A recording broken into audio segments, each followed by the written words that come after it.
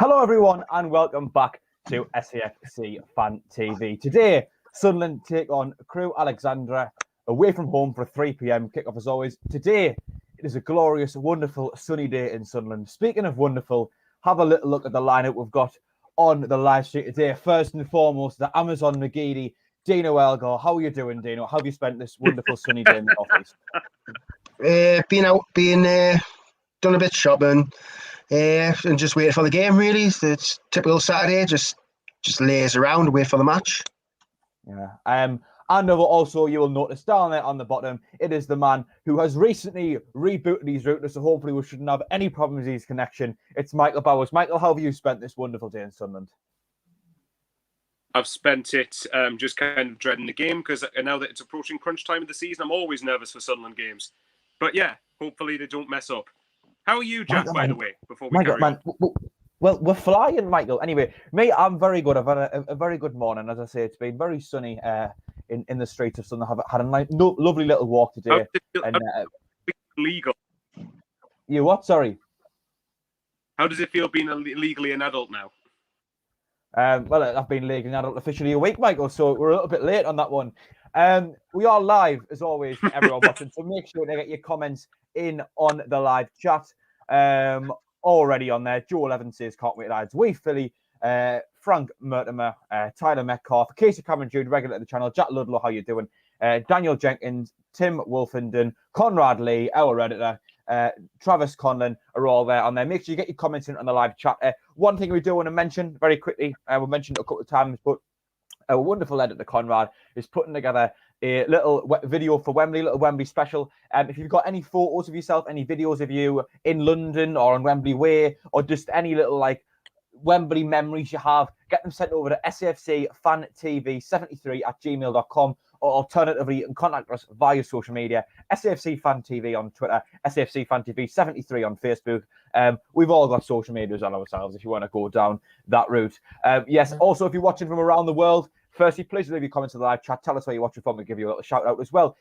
We would love any little short videos of, hello, I'm watching from Argentina, or whatever, wherever you are, how are the lads, things like that. And we'll put them together in our little video. Lads, we've talked about how we all are. We're going to get onto the lineup now. The lineup, was only one change in the lineup. Dino, how confident are you looking at our lineup? Was there anything you would have liked to change? Not really. I mean, we've been playing with this formation 3-4-3. It's been working. We're scoring goals. We're keeping clean sheets. I know it's a makeshift defence with Luke O'Nien and Conor McLaughlin not being centre-backs. And you could even say Dion Sanderson isn't a centre-back. But Dion Sanderson's bossing it. Luke O'Nien looks comfortable. Conor McLaughlin's a totally different player, what we've seen from him last season. And going forward, you've got the White-McGeady connection. O'Brien's chipping in with goals here and there. The only change I would have probably made was McFadzean, because I still don't believe he's good enough out on the left. But he's stuck him in there. Hopefully he'll do a job. But overall, positive signs, and we can win this game 100% with that team. Yeah, Burge Casey's spotting goal. Obviously, it's still the back three of Conor McLaughlin, Dion Sanderson, and Luke O'Nien. Right wing back is Lyndon Gooch, Max Power, and Josh Scowen run things in the middle. Max Power being the captain of the day. Callum McFadzean out on the left, and the front three of Aidan McGeady, Aidan O'Brien, and Charlie White. Michael, obviously, Dano's just touching there how he thinks maybe Vokins could have came in for McFadzean, or maybe someone else could have done. I guess, is there any changes you would have made aside from Scowen coming in? Would you even put Scowen in? Would you have kept Levitt in? What are your thoughts, Michael? Probably along the lines of what Dino said, McFadzean, as everyone knows, I don't think any of us only rate him. Not for the level of what we want to be doing anyway. Vokins output in. I actually think taking Ledbetter out for a game like this, where Crewe will probably be going on the front foot, might actually be a smart move.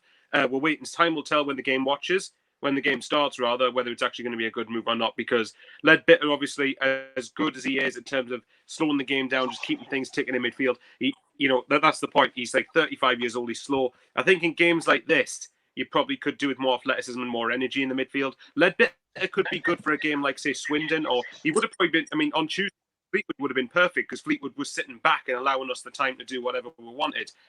Crewe aren't going to do that today. First of all, they're at home. They've got a pretty good home record. Well, at least they're doing all right at home. So they're going to be on the front foot. Yeah, it's probably the same. The team that's played now is probably the team that I would have picked.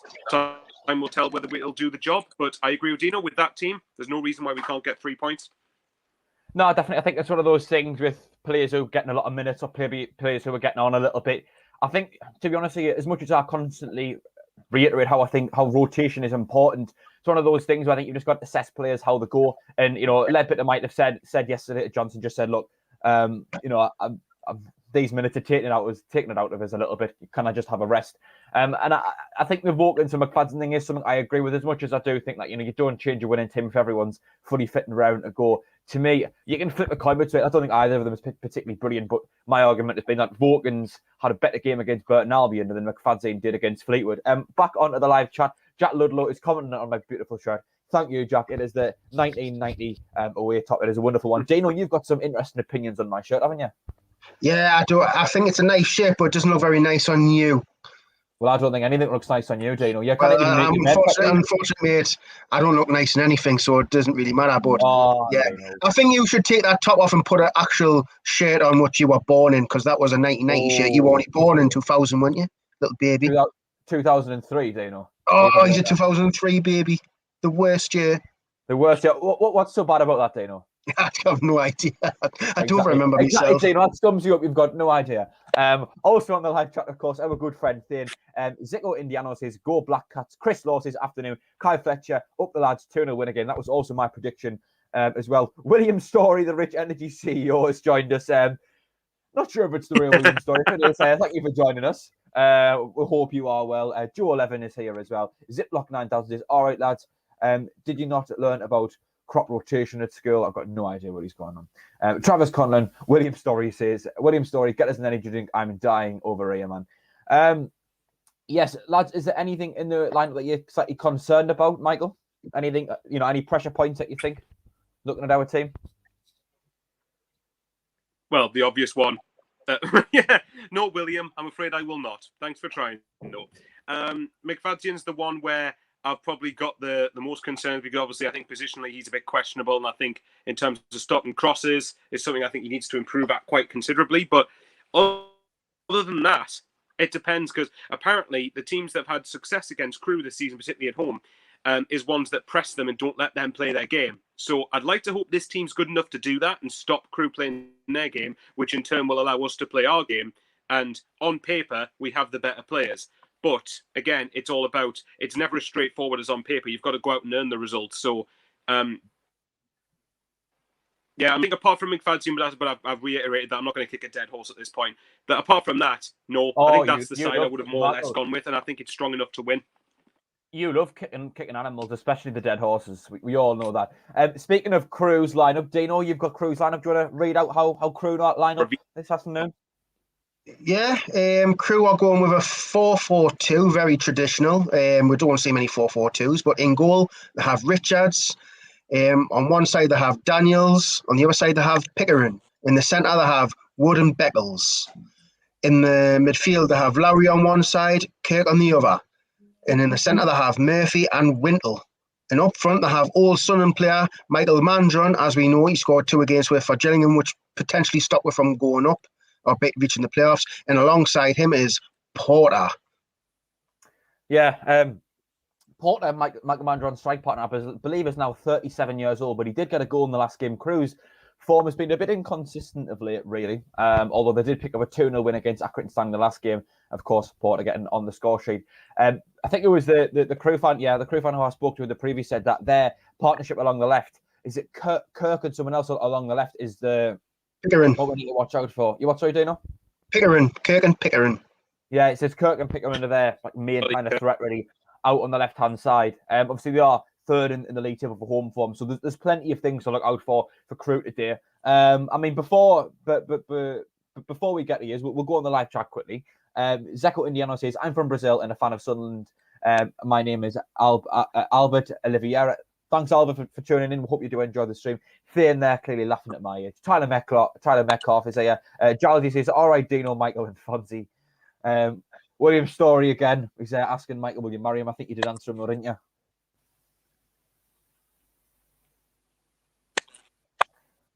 Are you going to answer, Michael? Or? Yep, I answered him about 2 minutes ago. Right, I'm flattered by the question, but no. Yeah, I'm sure you've had plenty of offers, Michael. As Jake the Snake YT is here. Danny Watson says, up the lads, 3-0 win today. I think we do well to win 3-0, to be honest. Louis and Luke are here. Leah Dell. John Ludlow says, hashtag ask Danny. And Danny Watson says, Michael loves the facts. Do you like a good fact, Michael?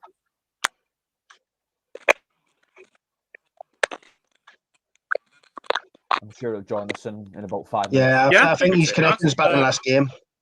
Do you mean because of all the notes and whatnot that I've been doing?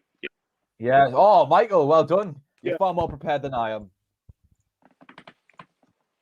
Michael, I was just wondering, do you want to... There you go. Right, hang on. If you can actually hear us properly, there you go. I'll just show that. Well, it's rather laggy, like, Michael. Yes, just let's hope those are the right notes and not something dangerous. Yes, I've seen a comment in the live chat there. It was about Jordan Jones. Dino, I know you're a big fan of Jordan Jones. Do you think he should have came in today, although you don't change your winning team, as a lot of people would say? Yeah, I would have brought him in for McFadzean. I feel like he's one of them players who will get back religiously. He's an attacking threat. He's more than an attacking threat than Callum McFadzean. He's got pace and he can change a game. We've seen him when he came on for the minutes he got on the last game. He was taking players on. He was winning fouls. He did get clattered at one stage, which I thought was it was a good challenge, but it looked really bad because it was like the ragdoll effect. He landed on his neck and his head. It looked painful, but he got back up and played on. He's one of them players who I want to see more of. We've got a player who has got quality about him. You can see the quality he's got, but for some reason we're not utilising him because we're keeping him on the bench. I don't know what it is, but for me, I think Jones is a must starter. I think he's one of the best. He's probably better than Gooch, in my opinion. He's got more about him than Gooch, but yet he still finds his place on the bench. I don't know why that is. Is he not fully fit? Is he not ready to start games? I don't know, but I'd rather see him play, to be fair. Yeah, interesting. I mean, I think something you touch on there with him potentially coming in for either of the left wing backs is that when McFadzean first came to the club, my perception of wasn't that he was good at going forward, but he just couldn't defend. More of a wing back. But I think in recent weeks he started to expose that actually he can't even go forward very well. I mean, against Fleetwood he gave the ball away 23 times. I think it was the most on the pitch by anyone. And of course, Vokers hasn't really impressed any of us. I would like to see him give another shot because I thought he had a decent game against Burton. One of his best game in the Sunderland top, which I know doesn't say a lot. But I think with Jones, my point is more that at least he can do something going forward. Yeah, defensively, he might not give us anything, but at the very least, neither does McFadzean, but at least Jones could offer us something going forward. Yeah, it was Jake the Snake White T on the live chat saying, we are playing well with this lineup, but when is Jones going to get another start? He is only on loan. Danny Watson says, I think Gooch will thrive in this game. Dino, are you confident about Gooch today? He's don't get us wrong. I think he's played all right in recent times. I think you can tell what kind of game you're going to get from Gooch in the first 10 minutes. Because if he can't get past the player and he gets tackled and he's given the ball away, you know what you're going to get from for the rest of the game. But if he's taking players on and getting in good positions, you can kind of tell in the first 10 minutes of what Gooch you're going to get. And he's on his day, he can be really good. I mean, look at the MK Dons game last season where he put one on top corner. He is capable. He has got capable to change the game, but it's very inconsistent. That's the thing I would say about Gooch. He's very inconsistent. He's been here with us since the Premier League days, and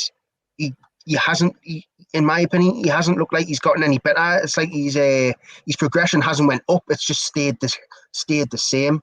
But don't like you say, Gooch can change a game like anyone else can, but it just depends on what mindset he's in.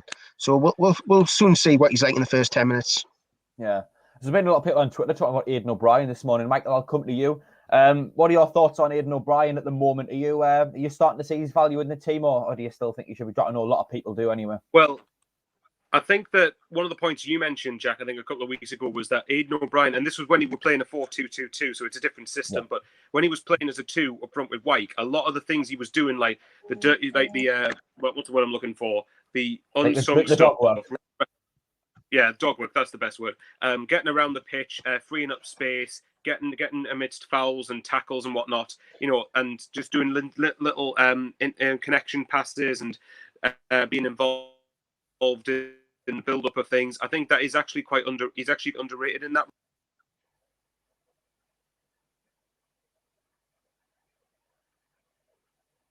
Dino, has Michael gone quiet? Is Michael gone silent for you? Yeah, on mine I can't hear a word he's saying. It's just miming. He's just miming now, isn't he? What, we thought Michael had sorted out his internet, but clearly not. I did have a comment to read out on the live chat, but anyway, it's gone. Dino, I guess we'll get your thoughts on Aidan O'Brien very quickly, as Michael's having some technical problems again. You know what? I feel so bad for Michael because, like, he's mint when he comes on the show. He's got knowledge, but his internet connection is just not helping him right now. I don't know what it is. We need to try and sort something out for him, like, because he is class, Michael, and it's just a shame that he has to keep leaving and rejoining because his internet connection is just not helping him. But on Aidan O'Brien, I think he's came into his own. I mean, people still say he's not good enough, but how can he say he's not good enough? He's still playing. He's in the first team. He's scoring goals. He's doing hard work. Yeah, he's not flashy like McGeady, but if everyone was like McGeady, it doesn't guarantee you to win your games. O'Brien is his own man. He's nipping up with the odd goal now and then. He does the donkey work, which like other players like Charlie White won't do. And rather, I was going to say, maybe that it's not that White won't do it, but it's that White's game benefits when he's got someone else there to do it, because White can just focus on being in the middle scoring goals as opposed to dropping out wide, coming deep, working hard, winning the ball, getting on the pitch. Oh yeah, I'm not calling Charlie White lazy. Charlie White does his yes, you are, does do a lot of like work off the ball. Charlie White does, but he doesn't do as much as O'Brien because O'Brien has the full right side of the pitch, whereas Charlie White just needs to stay around the box. So, like, having O'Brien up there, I think it's helped him a lot. I mean, it's no coincidence that Charlie White's bagged 18, 19 goals this season, and that's because he's got someone up there with him. When he plays by himself, I mean, we've seen him when he's played by himself, he's so isolated. He's so isolated. When he does get the ball, he's got no one around him. So, yeah, I think Aidan O'Brien's helped Charlie White a lot this season. And I know Charlie White gets a lot of credit, but that should go down to Aidan O'Brien as well for all the off-work stuff he does.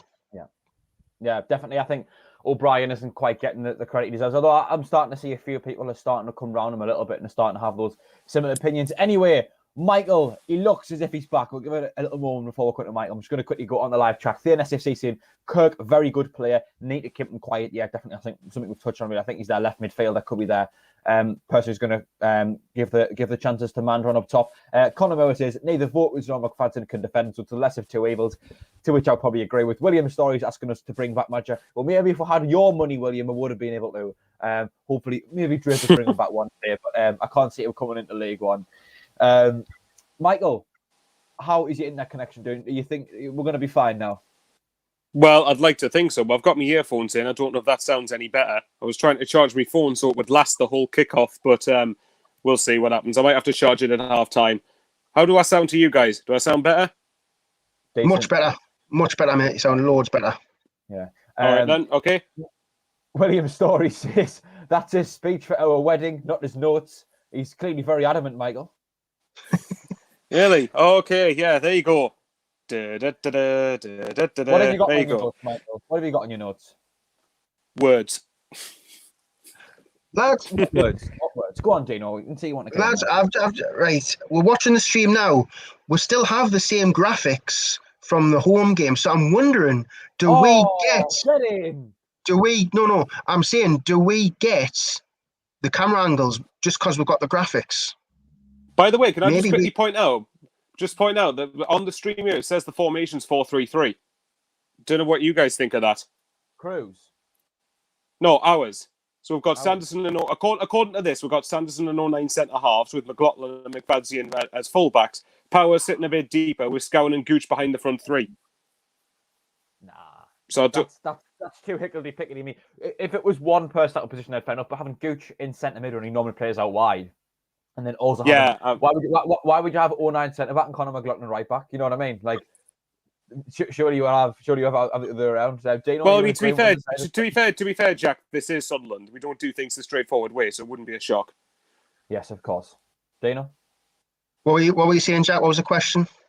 Just seems that that surely that's not the case, because you would have if you put 09 at right back and Conor McLaughlin at centre back if you were going to do that as opposed to the other way around. Well, that makes more sense, wouldn't it? But we all know Sunderland like to get the team line up and formations wrong. Terminator. Is it the Oldham game? Was it the Oldham game where I think we had Dion Sanderson in the lineup and we're like, oh no, lads, he's already played in this competition. He cut time, we can't use him. No. There was another time where Luke O'Nien was supposed to be in centre mid, and yet then when it come to kick off, he was on the bench. Max Power was supposed to be a centre mid. He was at right back. Can you not remember that when there was 3 different changes to the lineup? Was it Shrewsbury or something? Shrewsbury, I think we were on that one together, weren't we, Dino, with Phil? Yeah, I think it was Shrewsbury. So we all know that Sunderland can cock up the start of the game. So I wouldn't see why you would change formation, to be fair. Language, you. What? A cock up? That's not swearing. It is a cock up. Some people will see it as swearing, mind. Yeah, exactly. Chat Ludlow saying Dino shivering. Just seen that. To that shirt. What, my shirt? Yeah, he's saying, do you ever wear anything different to that? Yeah, it's the only Sunderland top I've got. Unfortunately, I outgrew my other Sunderland shirts because I piled the weight on, so this is the only one that fits. Well, you need to get back out, running through the streets of wherever it is, Dino. Do you know what it is? I bet you since Thursday, I bet you Dino's just been lying in bed for 2 days, and he's only just realised now that he's actually needs to wear something Sunderland. So he's just got up and just put that top on again. I thought. Well, to be fair, look, the bed has not been made. just waiting for Hulk Hogan to come in. Hulk Hogan might make an appearance. Yeah. You never know. So we're getting right off topic again, just like we did on Thursday Night Live, but it wouldn't be a SAFC Fan TV if we didn't manage to get some non-football talk in there. Chris Law says he can definitely get past players as well. Jones, he's irritated that he's not playing. Thean says, well, thank you, Storm. I mean, Conrad. Karen says that Karen is clearly not too happy with Phil because they've only just finished work. They were out grafting earlier today. Frank Michuma 3, I think, says 2-0. Hopefully that means to Sunderland. It's Bobby Carley wants Jones to start. Jack Ludlow says he loves Conrad. Don't we all? Jake the Snake YT saying might be a big one, but 4-0 Sunderland. Wow. Stephen Martin says when is Denver Hume back? I heard he's not out till the rest of the season. Michael, would you at all put, I think it's something Megantino talk about when you were off, but would you at all look to put Jones left wing back or someone else left wing back while we've got the other two there playing at the moment? It could be a shout. I like Jones a lot, actually. Whenever he's come off the bench or whenever he's actually started, I think has he only started one game, which I think was the MK John's Papa John's game. Very few. I could be wrong. Yeah, he hasn't started. I know he hasn't started. I don't know if he started a league game yet, but I like the look of him. Whether he'd suit left wing, it depends. Yeah, because as a left wing back or a right wing back, the entire width of the pitch is pretty much on your shoulders, and Jones I think could excel off that. I wouldn't complain with the idea of seeing him as a left wing back. It's just a question of getting his fitness back up, I suppose. But you need to play him more in order to get Jordan Jones back to the required level of fitness. But yeah, I wouldn't be against it. No, I wouldn't mind seeing it. Dino, I've got a question for you. Now, when I asked you on the formation, you said that you would rather change back to a 4-back as soon as players are fit. But you know, if we win today and then we've got Rochdale and Swindon as our next 2 games, I'm not sure which way around. Would you be tempted to keep it the same, or would you still want to change it around? Well, everyone says don't change a winning team, but don't win a change in formation either. I mean, you can change the formation and keep the same players, but if we're still winning with this 3-4-3 formation, yeah, keep it as long as it's working, as long as we're playing well. If we're playing well and we're winning games, that's fair enough. But if we're playing badly and just scraping, then maybe look to change it, because that means either teams have figured out what we're doing, or we're just not comfortable doing it in so many games in a row. So maybe change it, refresh it. So yeah, as long as we're playing well, because I've always mentioned performances. I think the performances the last 4 games have been actually really, really good. Yeah. I mean, I haven't complained about the performances. I think the performance has been that's a first. As good as we've seen it. We're not complaining about something. I know, I know, but yeah, like if we are winning and we're playing well, keep it until we get beat or we're actually starting to play badly and scraping results. Then maybe look to change it. But as long as it's working, keep it. Yeah, of course. Yeah, no, I think some people say that Bailey Wright occasionally plays better in a back 3 anyway. So to keep it the same when Bailey Wright comes back might even be beneficial. Just very quickly, 97 people watching, 44 likes. If you haven't already, please hit that little thumbs up icon. It really does help us out. See if we can get 200 likes before the end of the stream. That's always the target. We've done it most of our most recent streams. So if you haven't liked the video, please do that. Quickly on the live chat, I want to give a massive shout out to Jacob Ferguson, tuning in from heaven. Thank you for joining. I hope you do enjoy the stream. Mark Taylor is saying, come on, you basses. Not entirely sure what he's naming there. SAFC Fan TV, I think that's Phil on the live chat, says, Dino has still not made his bed. Dino, will you ever make your bed? Will you ever do it? Oh, I'll do it. I might do it on camera one day just to prove that I can do it. By the way, Jack, you missed a cork. You missed a cork. I have a comment by Karen. By the way, I'm surprised you didn't laugh your head off. And see, I went and flicked and I lost all of the comments. Where is it? Oh, Karen, I've just seen it there. Hey, I tell you what, like, never a dull moment with Karen, is there? Whether it's in our I'm group telling you chat, now, Phil. whether I'll it's tell in you now, our you chat. can so tell Phil and Karen are perfect for each other when they have comments like that. You've just got not when that work. no Not when filter. that work. There's a lot of domestics at work. What happens in the van stays in the van. Moving swiftly on. Danny Watts is in the centre. Swan269 says, good morning from Charlotte, North Carolina, USA. Good luck today, guys. Thank you for tuning in all the way from the States. We hope you can give you some good coverage of the match. Marianne Carlos says, hi guys, 2-0 win. Watching from snowy Boston, Massachusetts. Great comment, lads. Thank you. Dino, stop waving your finger at us. What do you want to say? Yeah. Well, coming on to the point, we've seen people from Boston, Massachusetts, and other places. Get your videos in to the Sunderland. Yeah. Go on, Jack. You plug it. You know the words off by heart. I don't. Yes. So, we're looking for as many photos and videos as we can of people for a little special video for Wembley. If you've been to Wembley before, if you've been to London before, anything like that, you can see our email. It's along the bottom there, safcfantv73@gmail.com. And we're also on social media as well, SAFC Fan TV on Instagram and on Twitter, and SAFC Fan TV 73 on Facebook. We also do have a website. I don't know if you can contact us via that way as well. We're all on social media ourselves as well. Conrad's putting together a big special video for Wembley. Photos, videos at Wembley, in London, Trafalgar Square, that's in London, wherever. Even if it's on the way down to Wembley the last time. Also, if you're watching from around the world, such as Boston, Massachusetts, Argentina, Vietnam, wherever it is, please send in if you would like, please send in a short video if you're just saying who you are, where you're watching from, and a quick supportive message for the lads as well. Hope we can put together a nice long video for Wembley, full of people all over the world, all around the world watching us. Dino, that's what you were going to waving your finger out, wasn't it? Yes, it was. Just to remind you, because I seen she was from. I can't say it. Boston, Massachusetts. I can't even say it. Massachusetts. Massachusetts. Right? And I was just thinking, pull the plug. Tell them to send the videos in to our amazing channel. That's the only thing you can pull, Dino. Ziploc 9000 says the new graphics were terrible last game, technically in graphic design. Well, Ziploc, I think we all disagree with that one. I was a big fan of them. Thane says, well, hope you and lads good luck with the stream. Thank you for tuning in, Thane. Hopefully you enjoy the match as well. Hopefully there'll be no need to say enjoy the match because hopefully we'll win anyway. Ziploc 9000's laughing at Dino's pronunciation of Massachusetts. Perth, Western Australia is where Keith Lupton is watching from. Don't care if it's 1-0 or 9-8 as long as we win. Yeah, I'm much of the same. I'll tell you what, I think I'd much prefer we didn't concede 8 goals like. Well, of course, Remy Matthews isn't in goal, so, maybe not. Dino's best mate. I'm just going to get the match up myself. Dino, how are we doing on your stream? Because I think you'll be commentating for us. They've just showed the Crewe Alexandra lineup, and it's showing you the Sunderland formation now, which does say it's a 4-3-3, but I do believe they've probably got that wrong. Can't be. Like, I'm looking at that now, and I can see Conor McGrath at right back, Luke United centre back, and then have Gooch in the middle.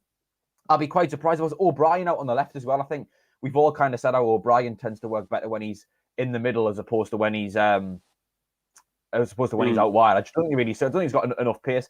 Brandon Anderson, regular to the channel. Thank you for tuning in, lads. Going into the final few moments of the game. We're just going to go through our predictions once more before Dino takes over. I said 2-0. Michael? 2-1 Sunderland. Same with concede. We've got a new Terminator. Dino? I said 2-0, I said 2-0 Sunderland. Yeah. I think because Crewe are in great home form, which is the only thing that worries me. Just ever so slightly. Why are you so worried though, Jack? Because we've got the best away form, so it counteracts that. Well, it'll be very interesting to see how we. All I'll say is that if if we're aiming to go for the top two, these are the games you. So yeah. Hopefully we'll do it. It's these types of games where you're going into it and thinking this could be a bit of a tough one to do. You've got to get one up with them. You've got to pick up the 3 points. Just going to go quickly on the live chat one more time before Dino takes over for commentary. Swan269 says a 9-8 win would be incredible. I mean, it would be entertaining to say the very least. Denom13, Dino's fan. I think he said he looks cute when you smile, Dino. So maybe you should do a little bit of smiling more often for us. I'm not a smiley kind of guy. I'm more of a we know that. More of a bitch face kind of person. I think we've noticed that. Like, oh, cheers, Michael. Yeah, he's You're welcome. You're a wonderful guy, Gino. As Daniel Crown says, Man City supporter saying he loves Sunderland and cannot wait to get them back in the Premier League. Great news about the new owner. Good luck from Townsville, Australia. Thank you for joining in, Daniel, even though you're a Man City fan in Australia. Ray Mitchell as well. All right, let's have a cracking day from SAFC branch. Denon 30 says 3-0 Sunderland. Brandon Anderson, 2-0 Wycombe McGeady. Matthew Storing, hello from Korea. Dino on your screen, are we about to kick off? No, we're not. The Crewe lads have just come out. They're doing a warm-up on the sideline. I think for the very first time in a while we are. Well, very first time. My camera's slightly ahead. I think they're just doing some nulls on the sideline now. I think we're all in kind of sync, aren't we? I feel like we're all in sync a little bit. Well, maybe it's our streams are. There's like some calls doing it for about 20 seconds. Maybe he's on streams, but mentally we'll find out soon enough. We'll find out once kickoff starts. Yeah, as Chris Law says, the week down the right hand side, so it's good for McGeady. Yeah. Well, let's be honest. Who knows? We might. Michael, if you're falling behind. Sorry, I was going to say we might all be in sync on the. Yeah, we might be in sync on the live stream, but I'm going to be behind you two on StreamYard, so it counteracts itself out.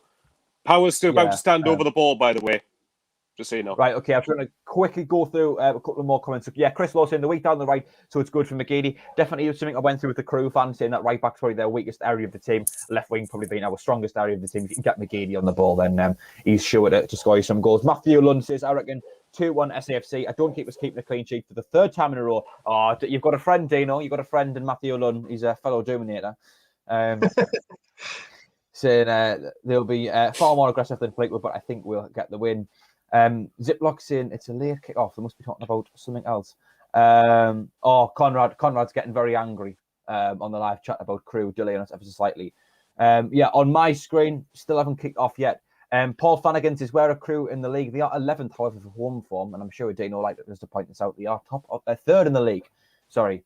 Dino, I'll let you take over now, and I'll let you take it away, I think, for the first half an hour and be a wonderful commentator, as you always are. I always try my best, mate. I might get names wrong. I might mistake one of the Crewe players for another player, but just bear with us. I'm not a professional. I'm just a fan trying to learn the other team's names, which is hard enough. But it looks like Gooch is kicking this ball off. We're kicking from left to right, and Crewe are kicking from right to left, and we've kicked off. Max Power in the centre, who gives it out wide to McFadzean. McFadzean plays the ball forward, looking for Gooch, who gives it off to... I don't know who that is. It's out for a Sunderland throw in, put it that way. I don't like this camera angle. It's a bit on an angle, but Power to McFadzean, who knocks it back down to Luke O'Nien, who switches the ball out to the right to Conor McLaughlin, brings the ball down nicely, passes the halfway line. Conor McLaughlin turns in on himself. Conor McLaughlin comes on the inside, turns back and gives it out to Max Power. Max Power knocks the ball forward to O'Brien, who's under pressure. He's tackled. Number 10 has it in number 10, Kirk. Kirk knocks it down, but Conor McLaughlin intercepts it to Power, who knocks it into, I don't know who that is, but is it a foul? No, it's not. It's been cleared by Crewe. He's looking for Porter, but it's headed away by Luke O'Nien. Only as far as Murphy. Murphy knocks the ball down to the left, but Luke O'Nien will chase that. Luke O'Nien's under pressure by number 9, Porter. Plays the ball out to the left to McFadzean. McFadzean plays it down the line, but it's cut out by number 5, Daniels. Throw into Sunderland. I don't know about you, but we've been kind of good in the first minute. the first 60 seconds. Hey, they all count, Michael. It's been a bit of a scrap, but Dion Sanderson now has it in his own half. Plays out to the right to Conor McLaughlin, who's under pressure by Kirk. He plays the ball down line O'Brien, but Pickering knocks it out for a throw-in. Anything on the chat there, Jack? Yeah, I'll just have a quick look. Conrad Lee saying, come on, Rangers. Conrad had to keep that. Dave Watson says, afternoon, boys. 3-0, Sunderland till I die. Jake Green asking, Johnny, will you O'Brien with a shot on the edge of the box and it's went over. First shot of the game by O'Brien. It was a nice... Sorry, I know you were in the comments, but we took a throw in. Yeah. It was a lovely flick. It's fine. It was a lovely over the ball by Conor McLaughlin, flicked on by Gooch. O'Brien has a shot from the 18-yard box and it's just flew over the bar. But it's the first shot. 2 minutes in, we've had a shot. Yeah. Has you got a little fan on the comments, Dino? C. Minton says, look forward to your commentary, Dino. Thanks. Thank you. He does a very good job. Anyway, Richards, the keeper, punched the ball long from his goal kick, looking for Porter, who was... It looked like it was going to be a foul by the Sunderland player, but the referee didn't give it. Lee Burge knocks it out to Max Power in the centre. Plays the ball forward, a 1-2 with Josh Gowan, who gives it back to Sanderson, who gives it back to Lee Burge. Lee Burge out to the right side to Conor McLaughlin. Under pressure by Porter. Conor McLaughlin goes long, but it's cleared out by Beckles, the centre-back. Only as far as... is that Kirk? No, it's not. Murphy. Murphy to Pickering, who plays the ball down the line, but it's cleared by Sanderson. Charlie White handballs it, I think, or is he offside? I think Charlie White might have been offside there when the ball was played forward. But to the comments there, Jack.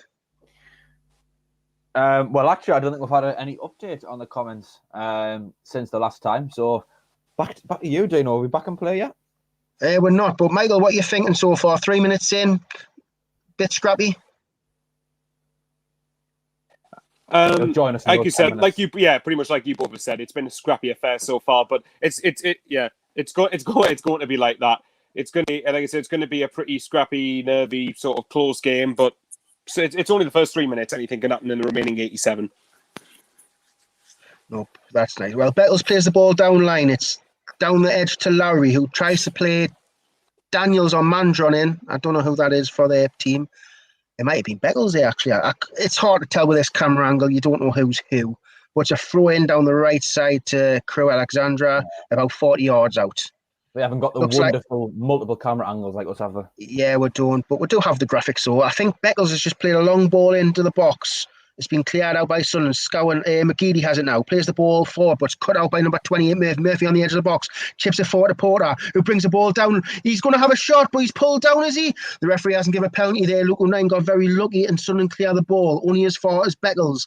But McGeady clears the ball up, but it's a bit bouncy here. Number 4 there. Number 8, Lowry has it to Beckles. Beckles cuts inside, crosses the ball. Look at the back post, but it looks like it's went out for a goal kick to Sunderland. I think we got a bit lucky there, Michael. What do you think there? If it's on your screen, do you think that might have been a penalty? Yeah. I think certainly if you're the team attacking, you could argue it. I think I'm about 15 seconds ahead actually, so I've seen that. I've seen it pretty much a bit earlier, but yeah, I think the last couple of minutes or so we've started to be pinned back a little bit. We need to deal with it. Yeah, I do think Luke O'Neill got a bit lucky there. Porter brought the ball down nicely in the box, turned him, and Luke O'Neill had his arms on him. And he did go down, but the referee said it was soft. Anyway, it's a throw-in on the left side. Pickering will throw it in. They would have been looking at them, I think. Yeah, maybe. Pickering to Murphy. Murphy plays the ball inside to Wood. Wood to the right back. That must be Daniels then. I think that's Daniels. Daniels plays the ball forward, looking for Porter. Dion Sanderson doesn't win the header, but Luke O'Neill clears it up on the penalty box. Only as far as Gooch, who tries to bring it down. But Max Power does get the ball and plays the ball forward. Intercepted by Beckles on the halfway line. Is he give a foul to the referee? No, he's played advantage. We have the ball in the centre with Scowen. Plays it out to Conor McLaughlin. Conor McLaughlin plays the ball down the right side to O'Brien, whose touch lets him down. Pickering has it now on the halfway line. Pickering turns, goes past O'Brien, plays it inside to Mandron, who plays it to number 8, Lowry. Lowry now approaching the box on the right side. Michael Mandron at 18-yard box, cuts inside, plays at the edge of the box to a Crewe Alexandra player. Don't know who it is. And Gooch nearly intercepts, but we've played the ball back out right now. Pickering on the left side. Pickering on the 18-yard on the left side. Whips the ball in. Cleared out by Dion Sanderson. Only back to Pickering now. Pickering back to Murphy. Murphy cuts inside. Gets pushed back to the halfway line to Beckles. Beckles on the halfway line under pressure by White, who plays the ball forward to Kirk, who nods the ball on, but only as far as a goal kick. Anyway, To the chat there, Jack. Yeah, Chris Smith, our friend in Canada, says, morning, lads, it's 16 degrees where he is. Thank you for tuning in all the way from Canada. Paul Flanagan says, SAFC are just dead. Well, not anymore like KLD. He's going to have something to say about that. Dino, are we back in play yet? Yeah, I think it was given offside there because Lee Burge is going to be taking this about 20 yards out his box, so I'm guessing it was offside. Lee Burge goes long, looking for Charlie Wyke, who nods it on, but it's cleared by Beckles. We've picked up the second ball, but it's a bit scrappy. It's hard to tell who's going to get on the ball, but we've just been dispossessed in the centre. Now, I think it's Murphy or Wintle. Wintle coming forward. Gives a 1-2 with Mandron. Kirk goes to whip it in, but it's a terrible ball, and Dion Sanson cuts it out. Now Sunderland on their attack. Charlie Wyke to O'Brien on the right side. O'Brien tries to play a through ball, but Beckles cuts it out. Only as far as Wintle. Back to Beckles to Pickering. Pickering forward to Kirk. Kirk on the left side. Puts it into the middle to Wood. Wood now just on the edge of his own area. Runs forward with the ball. Wyke on his tail. Plays the ball forward to, I think that is Lowry, but he's dispossessed by Scowen now. Scowen charging towards the box. He turns, but he's tackled, unfortunately. Daniels has the ball. Gives it to Wood. Wood clears the ball. Only as far as, don't know who that was, Power. Power back to Luke O'Nien on the left side. Luke O'Nien into the centre to Sanderson. Over to Conor McLaughlin now, on the right side of the pitch here in our own half. Forward to Gooch. Back to McLaughlin. McLaughlin goes long, looking for O'Brien, who keeps it in. It's a lovely flick ball to Wyke. Wyke now, Beckles on his shoulder. Plays the ball back to Gooch. Gooch goes in, then out. He's got two men on him. He's done very well here, but he's dispossessed. Kirk has the ball for Crewe Alexandra now, running at the centre of the pitch. Plays it back to Wood. Wood, who goes out to Daniels. He nearly gave the ball away, but the referee has stopped play, I think. Injury. There's an injury on the pitch. Anyway, lads, 10 minutes gone. What are you thinking? Well, I've got 8.5 minutes gone for myself, but been a scrappy game. Neither teams really managed to get a good foothold in the game. I think we're just both trying to figure each other out at the moment. I think this is how the game's going to go, given Crewe, as we've seen before, are quite good at home, but we tend to be really good away. I think it'll be one of those games for the remainder of the 90 minutes. Michael, what about you, mate? What about you? Yeah, I agree with that. I think that, again, it's going to be a tight affair. Like I said, I think Dino might have mentioned, or someone mentioned it earlier, that Crewe's last home defeat in the league was November the 3rd when they lost at home to Gillingham. But they've had quite a few draws in that run. If you look at their running, actually, in general, over the last 5 games, just while they're dealing with the injury, they've been quite inconsistent. They've lost 2, drew 1, won 2. So, but obviously, the last game they had, which was a mid-2-0 win over Accrington in midweek. So it's not going to be easy, but I think the opening stage of this game is probably going to be like this. I think the first hour or so, don't be surprised if the first hour is like this. Then hopefully, if Crewe are using up all their energy and pressing, then hopefully our quality later on in the game, providing we obviously are doing well, will show. Yeah, I just think it comes down to if we can get McGeady on the ball, which I think if we can, then I don't think Crewe have got any chance. If anyone was wondering, O'Brien looked like it was a head injury when he challenged for the ball, I'm guessing. But them have played the ball long for Porter. Dion Sanderson's on his tail. Porter is in the box now on the left side. Dion Sanderson tackles him. Well done by Dion Sanderson. He puts the ball out for a throw in. To the comments, Jack. Yeah, Brandon Anderson has been the first one to start a huge chain of Lincoln getting beat. I believe that is off Plymouth Argyle. That's big news for us. Everyone's saying that really, so it's good news for us. Yes, that's correct. Everyone's banging on about Ronnie Pickering as well. That bloke who went viral after saying, "Do you know who I am?" on the internet. So I don't know what that's all about. Anyway, Dave Watson as well says, "Dino, the new SAFC Fan TV says, contractees, you've got to be positive or you get the sack." We think he's been held captive, Dave. Anyway, Crewe Alexandra had a throw in as went all the way back to the defence, but Wood plays it long, looking for Mandron. Mandron with Luke O'Nien. Luke O'Nien, he's on the right side here. Mandron does get the ball. Mandron on the right side, plays it into Wintle. Wintle back to Wood, under pressure by Charlie Wyke. It's on the right side here on the halfway line. Charlie Wyke's pressuring him very well. Wood goes long, only as far as Luke O'Nien. Luke O'Nien plays the ball forward, but gives the ball away to Wintle.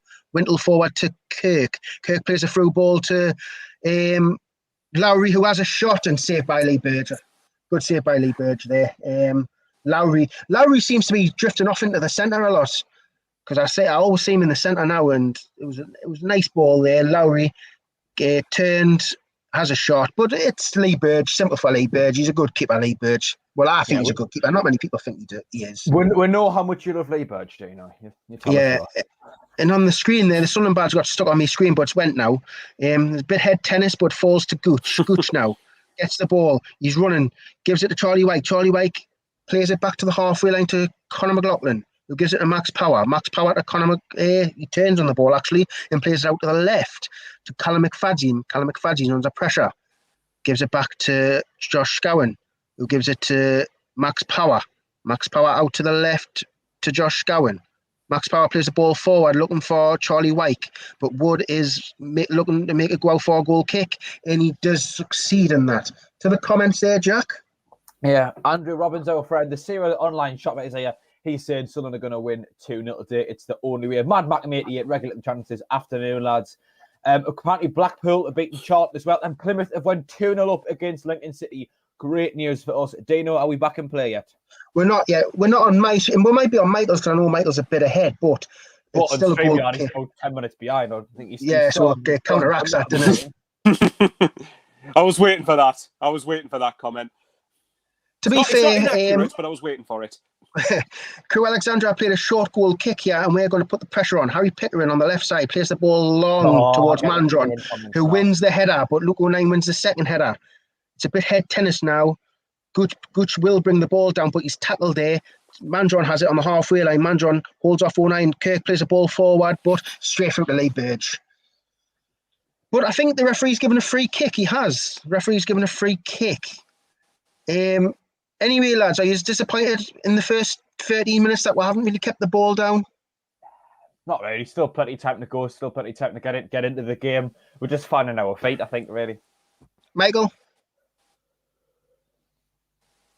Yeah, I'd say again, it's going to be like this. There's just like again, Crewe are quite good at home, so they're obviously going to be on the front foot. But there's loads of time in the game left. Just make sure you at least stay in it for the minute.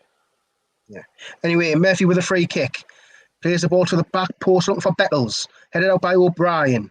Only as far as Power. Power now chasing the ball with Lowry on the right side. On the left side. And I think the referee's given a free kick to Power because Power was fouled by Lowry there on the left side. To the comments there, Jack. Yeah, Casey Cameron Duties, Blackpool have beaten Charlton apparently.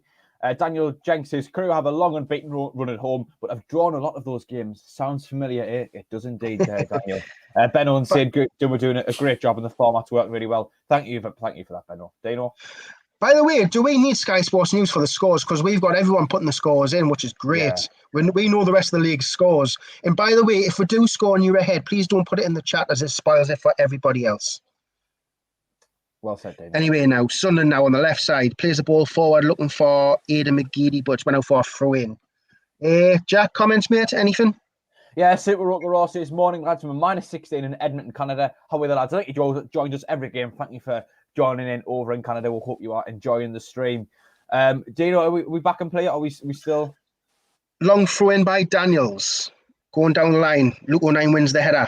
Gives it to McGeady. McGeady now cuts inside, plays the ball back to the halfway line to Conor McLaughlin. Out to the right to Aidan O'Brien, who's under pressure by Kirk now. Aidan O'Brien goes down the touchline, plays a 1-2 with Gooch. But it's a Sunderland throw-in. Sunderland take it quickly with Gooch, who gives it to Max Power. Max Power turns on the ball, knocks into the centre to Dion Sanderson. Sanderson into Josh Scowen on the centre circle. Josh Scowen just plays a nice ball out to Luke O'Nien. Luke O'Nien spreads his legs. Tries to go past Michael Mandron, but he plays it back to Scowen. Scowen now, just on the halfway line on the left side, plays the ball forward to McFadzean, who plays the ball down line to Charlie Wyke, being knocked out by a throw-in by Wood. Sunderland throw-in. We're going to take a quick, but anything on comments here, Jack? Yeah, Andrew Robbins, the serial online shopper, is saying that Oxford are losing. Benno was saying Burge is the best keeper we've got. I think me and Dino certainly are both in agreement with that anyway. And Will Starley says, I agree with you. I think Burge is definitely the key player for us now. I trust him in goal. Anyway, long throw in here, I think by Scowen, cleared by Beckles. Another headed out by Wood, edge of the box. Max Power brings it down and knocks it back to the halfway line to Luke O'Nien. Luke O'Nien spreads the ball out to the right side, looking for O'Brien, who wins the header. A shot by Gooch. Good shot. Good save by the keeper. White on the follow-up, and he knocked it over the bar. Michael, you would have seen that on your screen. What did you think there? That was a nice play. Well, I think it's Sunderland's best bit of good play since probably the first 2 minutes when O'Brien had the shot. But White's effort wouldn't have counted even if he scored because he was offside, I think. But still, more of that, please, Sunderland. Who struck that? Was that Gooch with a strike there? Gooch, yeah. He hits him well from distance, to be fair. I believe it was, yes. Yeah, good strike by good save by the keeper. Keeper matched it. Charlie Wyke. I know he's offside, but he should probably be hitting the target with the form he's in.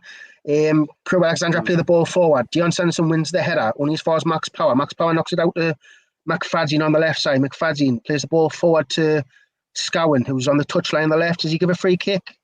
The referees give a free kick to Sunderland. To the comments here, Jack. Yeah, Andrew Robbins says good results so far. Dave Watson's clearly trying to wind you up, Dino, saying Matthews should be the number one keeper. Mark Ryan is supporting from Columbus, Ohio, USA. Go lads, thank you for tuning in, Mark. Hope you're enjoying the stream. Beatley1229 says from the US, not able to stream this one. Let's go. Chris Law says, remember to like the stream, folks. If you haven't already, the thumbs up icon, like the stream, please, if you haven't already. Dino, back to you, I think. Yep, Sunderland have the ball with Luke O'Nien, who's just in his own half, who spreads it to Dion Sanderson, approaching the halfway line on the right side. Dion Sanderson plays it to Aidan O'Brien, who plays it back to Sanderson, who's on the halfway line. Sanderson now looking for an option. Goes long towards nobody because it goes out for a goal kick. Poor decision making there by Sanderson. I expect him better there. Michael, are you impressed? I'd be surprised if anyone was with us. If he catches up so far, I haven't played as well as I would have liked, but I've got a hunch that it's going to be pretty tight like this for the first stages of the game, and I think we'll hopefully show our quality later on in it. Sorry, you'll be back in play for you. Yeah, we have the ball on the right side. Aidan O'Brien now. Aidan O'Brien knocks it down the line to Gooch. Gooch now. Beckles is on his tail. Beckles he plays the ball down line to O'Brien, who tries to whip the ball in, but it's out for a corner off Harry Pickering. Jack, what's your thoughts, mate? What's your thoughts? Yeah, I think same as Michael. We were just trying to find our feet in the game. We were trying to get one up on each other. I think we're starting now. I think to get a little bit more possession, get into their half, just that little bit extra. But yeah, we're just struggling to get the ball to our key players. You know, the likes of McGeady who can really create stuff. And I think as soon as we can start to do that, and we start to get a bit more space on the ball, we will create. But yeah, I just think we're struggling to get a good foot and a bit of time on the ball. Right, me and McGeady over on the corner. We do know McGeady whipped a lovely ball in for Max Power last game. Yeah. McGeady with the ball in, headed away by Beckles. We get this loose ball. It's out to the right to McGeady, who gives it back to Gooch. Inside to Power. Power in the middle to Sanderson. Under pressure here. We're just out about 30 yards out from their box. Gooch now goes down the line on the right side of O'Brien. He's under pressure by three players. Pickering takes it off him. And then, I don't know who that is who just played it out. I've lost my team sheet. The ball's getting played around there. Lowry out to the left to Kirk, to Pickering. Pickering down the left side to Porter, who is fouled by Dion Sanderson. No, Mandron was fouled by Dion Sanderson, sorry. It's a free kick to Crewe Alexandra. To the comments here, Jack. Yeah, Chris Smith says Burge has been good the last few games. I think we're all in agreement with that. He's done very well. Chris Law says 174 watching. Let's get everyone to like it. If you haven't already, please do. David B says stop giving away stupid balls. It'll cost us. And Denholm13 says, is Jacob going to rock up in the last 10 minutes with a Mackies? I don't think so, Denholm, but I can definitely say we're getting that there. CP7 says, come on, Sunderland, get these 3 points from Australia. Thank you for tuning in. Pickering with the ball in to the back post, headed by Wood, over the bar. Burge had it covered. It was a lovely leap by, I think that was Wood, their centre back, or could have been Beckles. I'm not 100% sure, but it was a lovely header. It went over, but Lee Burge had it covered in my opinion. It's goal kick to Sunderland, and 20 minutes gone here. There's been 3 efforts on goal, 1 by them, 2 by us. It's been a scrappy game. Everyone expected it to be. I thought we would have had the better of them, to be fair. But you know, it's football. Lee Burge clears the ball down. It's football. Not netball. It's football. I didn't know what this was like with the grass and the 2 balls either side and the round ball and the players. I didn't know what it was like. I thought it might have been cricket or something. Pickering into Kirk in the centre now. Kirk has the ball just on the left of the centre circle. Kirk goes into the middle, sprays the ball out to Daniels now. Daniels, loads of time and space, brings the ball down, plays the ball down the line to Lowry. Lowry, back to Daniels. Daniels now Plays the ball back to Wood, I think that is, who plays it into Murphy. Murphy now in our half. They're playing some nice football here. Beckles has it now on the centre circle. Beckles out to the left to Pickering. Pickering knocks it back to Beckles. I think we've done very well to push them back here because it went back to the keeper. That's good pressing by Sunderland now. Richards out to Wood. The counter press. Wood looking for the long ball, is he? Yep, he goes past Charlie White. Then he plays the ball long. Looking for Kirk. Kirk brings the ball down nicely. He's got Pickering on the overlap, but he plays it into Mandron, who gives it back to Kirk now. Kirk sprays it out to the right side, but it's too far for Daniels, and there's a throw in. To the comments there, Jack. Yeah, Dave Watson, our friend, tuning in, says Rome wasn't built today. We will still win. Dave B says we are too slow and predictable. I think we're just trying to find our feet in the game, to be honest. Brandon Anderson says Terry is going mad. Well, that's not exactly news to us. Dave Watson says White thought he was Greg there. We've given the ball away. Kirk has it. He's chipped the keeper, and it's clear by Sanderson. What the hell happened there? What happened there? I do not believe what I've just seen. From our own throw-in.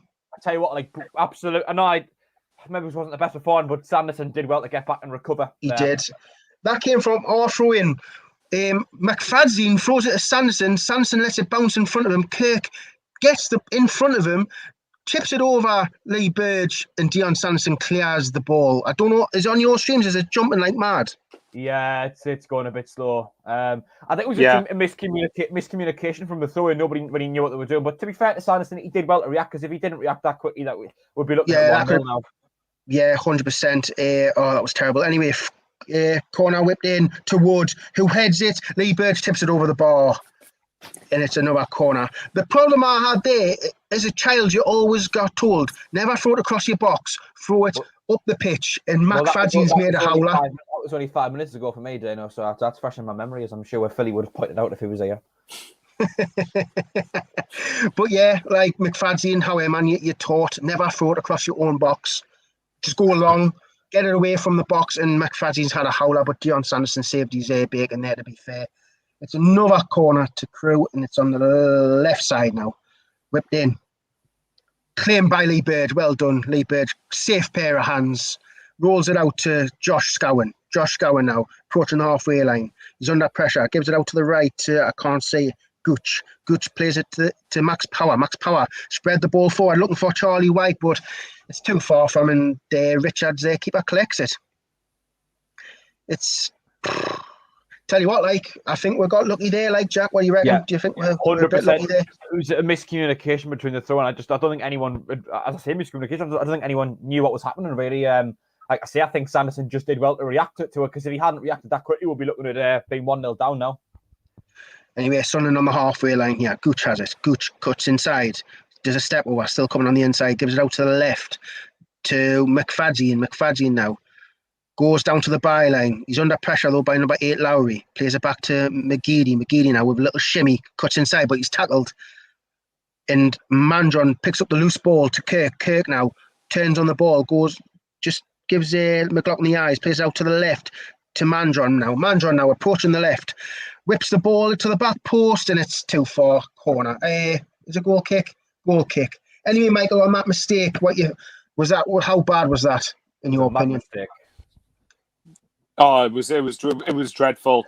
Like you said, though, it's just basically it's needlessly getting the ball back into the danger zone, and we don't need it. And we're very, very lucky that Crewe didn't take advantage of that. So it's just these little individual errors that concern me. Yeah, where if we can learn to cut them out, then we've got every chance. Right, thanks for that, Michael. Thanks for your input. Goal kick now. Lee Burge plays the ball forward. I think White kept it in there, and Wood clears the ball along, but I think it's a throw into Sunderland. To the comments there, Jack. Yeah, Dino, you're unsettling people. Mad Mac 88 says, I don't like this as much when Dino's happy. It's unsettling. Andrew Robbins says, always enjoy the streams, even the Dominator makes off. He's not been the Dominator of late. He's getting all positive. I think he's been held captive by Hulk Hogan. Yeah, brother. Anyway, now throw in taken. Scowen has a Scowen to McFadzean, but we've lost the ball, and it's a throw in to Crewe. Alexandra on the right side, just near their box. Daniels is going to take this. Daniels. I was going to say, Go on, mate, sorry. Andrew Robbins is in agreement with Mad Mac 88. He says, I'm the same. It feels weird. Anyway, a bit head tennis going on, but Daniels does clear the ball down their right side, but it's cleared by Luke 9, and I don't know if he's given a free kick, the referee. I don't know what for. Or has he given a throw in? No, it's a throw in. He's just said it's to Crewe Alexandra. Daniels with a throw in now. Daniels plays the ball down the line. Power cuts it out. And there's a free kick given against, who's that? I don't know who that is. You know what? It's really hard to see who that is. I think it's O'Brien. O'Brien gives away the free kick just on the halfway line. Soft, I thought, but, you know, referees in this league. Anyway, they've took it quick. Murphy knocks it back to Wood. Whinging about things. Wood plays the ball down to the left side.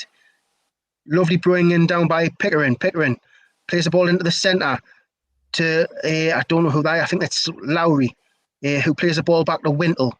Wintle under pressure there, and he's won the 50-50 with Wyke. Gives it out to the right side of Wood, who plays the ball down the right side.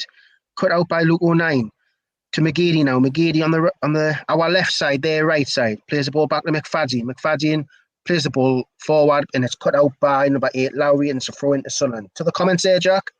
Yeah, David B saying, looks like the amount of games are catching up with us. We look so predictable and pure in possession, 0-0, written all over it. Yeah, I mean, it does look like one of those games, but as I say, I think at some point either team will just get into the game a little bit more. Yeah, 100%. But we have the ball now. Gooch in the centre. Gooch, he's under pressure. He's had a shot low, and it's just dribbled towards the keeper. It's still a shot on target. A bit greedy by Gooch, but he didn't really have much options there. I think the ball just got caught under his feet, to be fair, when he took the shot, because there was no power on it. Just dribbled towards keeper, and it's a comfortable one. He plays deeper. Anyway, we're putting them under pressure here. Pickering hits the ball off Gooch, and it's a throw-in down their left side, our right side, to Crewe Alexandra. They're playing a dangerous game, mind.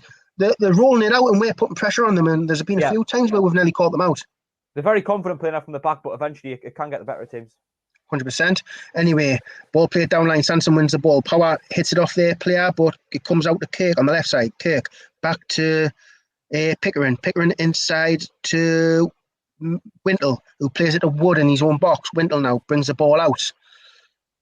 Plays the ball into the centre to, I don't know who that was. I think it was Porter. No, it was Lowry. Out to the right side now with Michael Mandron. He's got someone on the overlay. He plays the ball inside now on their draw box. I don't know who it is. Now it's Lowry, edge of the box. Is he going to have a shot? It's well done by Power. He gets in front of it. We come away with the ball now, but we'll give the ball away. Pickering hits it off good for a throw into Crewe on the left side. He's taken it quickly, but we've went to a replay. Lowry on the edge there. Power does very well to intercept it. Anyway, Wintle plays the ball through to Mandron in the box now. Has a shot across Porter, puts it into the back of the net, and it's 1-0 to Crewe Alexandra. And it's the old man, Michael Mandron, who plays the ball across, and Porter's there to tap it in. Terrible. Always is a good game against us, Michael Mandron. I remember last season, Gillingham, he scored twice against us. Arguably scored the goal that kept us down, really. I'm just getting the replay of that goal now because I didn't miss it when I first went in. Oh, centre-backs are all over the place because Luke 09 is now on at right centre-back when he should be on the left, so the defence is all over there. Lads, a question. Do you think that we are playing 4-3-3 today or 3-4-3? I haven't really been able to work it out so far. It's three at the back because Luke 09's at left centre-back. Aye, yeah. But it's terrible. The defence was all over because Luke 09 was not in the position he was supposed to be. It's a through ball. Michael Mandron plays the ball across, and Porter was there with a tap in. I mean, I think what's key now is to not let it get to us. Really, just put it behind us and keep pushing on. Because with the form we've been in, we should have the confidence to go and equalise here. Yeah, absolutely. Yeah. Does anyone else want to take over the commentary? Because it's 30 minutes now. Yeah, Michael, do you want to have a go? Just because I've got no idea who these Crewe players are. Like. Yeah, go on then. I'll take over it. Yeah, well, I've just gone. I'm 31 minutes and 9 seconds now. Long throw. It's into our box. I'm guessing that's Porter who's having a battle with 09, but Will Bryan's managed. Yeah, okay. Anyway, sorry, Crewe are down the left-hand side. Whoever number 10 is, I think this might be Kirk. He's trying to stand up against Conor McLaughlin. He's just trying to dummy. You see what's happening? Burgess spilled it. It could be 2-0 here. If Sunderland do clear their lines, and they've managed to get rid of it. Goodness me, lads. Come on. Respond. Right, come on. Crewe are all over us at the minute here. But thankfully, right, the ball's gone in all over the place, but Powers managed to get all the ball. He lays it off to 09 on the ground. He's managed to clear it. It's the right-hand side. Lyndon Gooch has just gone into Sunderland's half. O'Brien's trying to run ahead of him. Gooch is just trying to do a bit too much there, but there's no other options. He's done interchanges with Power. Gooch in the centre circle. He tries to put a ball to the left-hand side. McFadzean's got it. McGeady's ahead of him, but Crewe have managed to get rid of it and clear. 09's headed it. McFadzean receives it. Passes it back to Sanderson. Centre circle here. Sanderson's just running across the pitch here, looking, I presume, for Conor McLaughlin, who receives the ball. Conor McLaughlin's with the camera angle's a bit funny here. It's a bit, when it gets down this side, it's difficult to see what's going on. Conor McLaughlin tries the ball forward, but Crewe managed to deal with it and intercept the pass. Sunderland need to get a bit more of their shape back here because we're looking a little bit all over the place. Right, McLaughlin's got it back. Sunderland's half again. I'm guessing there's Lyndon Gooch coming out to receive the ball. Passes through to Dion Sanderson, but he's getting pressed by Mikel Mandron. Lee Burge has got the ball. Passes it round to the left side. Right, 09's trying to bring the ball out with defence. Left side again with McFadzean. Just before the halfway line. He's put a ball forward. He's put the ball. I think McGeady's received it. Is he offside? Doesn't look like it. McGeady's trying to step. Nope, McGeady is offside. Anything in the comments there, Jack? Yeah, Paul Bainey and Jack Ludlow are saying the Plymouth 2, Lincoln 1. Dave B was saying none the Luton all over it. Well, look what's happened. Paul Bainey says Accrington are winning 1-0. Case of Cameron Jude, Fleetwood are losing to Accrington. Yeah, that must be Accrington Fleetwood. Dave Watson is saying he likes Dino's commentary as well. Thank you. Yeah, definitely does a good commentary. Okay, just waiting for Crewe to take the ball. Dino, what would you say your thoughts are since our response since the goal? We just can't get it seems like there's just no room on the pitch. Like, I don't know if it's their high press or their pitch is small or what, but it just seems like we've got no time on the ball. It's one of them, mate. You just don't know. We've struggled to get a foot in the game, I think. Yeah, so we're back in play now. Crewe have got hold of the ball. They're passing it just down there, right, our left-hand side. Long ball forward. 09 manages to intercept it. Powers laid it off towards McFadzean. He was getting pressed by Kirk, I believe, and he's managed to clear the ball. And stupidly, Aidan McGeady's conceded a free kick pretty much about just before the half, or just after the halfway line. So it's a free kick to Crewe, which they have now taken. They've tried to dink it forward, but hang on, what's happened here? I think they've took a quick free kick, and the referee's asking them to take it again. So I think Crewe probably won't be very happy with that, although they didn't make anything of it. So we're just sort of standing off them. So, Jack, what would you say we need to do to get back in this game? Obviously, apart from the obvious, which is score. 2 seconds. Whoever's doing the thing, Mandron didn't score. It was Porter. Mandron assisted, so if you can change that. Yeah, Tim Proven. I don't know. We need to get the ball at McGeady a bit more. Maybe we need a bit more bite in midfield. Maybe a change in formation would do it. Get an extra man in the middle, so we just get a little bit more of the ball, I guess. Yeah, Crewe have got the free kick into the box, but sorry, right, Lee Burge has got it. Lee Burge has got it. Crewe didn't make anything of the free kick. Thank goodness for that. He's just assessing where the options are. Right, he's rolled it forward. Josh Scowen's received it. Right hand side. Conor McLaughlin's got the ball. We're just looking to see who's ahead of him. Doesn't look like anybody is. Pass through to Dion. Back to Dion Sanderson. Tries to bring the ball out the back again. Cross the pitch. Switches it to 09. In turn, gives it to McFadzean. He's got to play himself in couldn't play himself into trouble here. McFadzean's giving away a free kick. Oh, okay. This is the sort of stuff. This is the sort of stuff that annoys us here. We're giving away stupid, sloppy fouls, and if we're not careful, this is going to lead to a second Crewe goal. And it looks like McFadzean is going to. Yep, McFadzean has been booked. So yes, we're just waiting for Crewe to take it. Jack, anything in the comments? How's the consensus been? Home 13, I'm going to need to expose you, mate. Why is everyone so negative? We always start like this. It'll be easy 3-0 win. Tony Lee, who I bumped into the day, says, where's Monkey the Bedwetter, does he? Obviously referring to Philly. Philly isn't on with us today. He's been out-graphed from where we cast it earlier. As we're on the phone was before. David B says, it's how many more mistakes, Sunderland? Come on. Yeah, definitely. There we go. Chew, Michael, back to you, mate. Fair play to Kirk, actually, there. Basically, Crewe did... Yeah, no, nothing happened. Basically, Crewe did a long ball forward. Kirk tried to chase it, and the ball was too far. Kirk actually picked up the ball, one of the balls, and quickly gave it to Lee Burge. So it's amazing, actually. I thought they would be time wasting, because that's what most teams do against us when they go ahead. Lee Burge took the goal kick. It's yet more head tennis. How many times do we say that when we're in League One? Scowen's managed to intercept Mikel Mandron. He's managed to get the ball cleared. Crewe have now got it back, though. They're just putting inside Sunderland's half here. Back down the right-hand side. Sunderland have won possession back. It's a very scrappy affair, but if we can get level for half-time, that'll be a help. Well, long ball forward to Wyke, who didn't manage to get hold of it.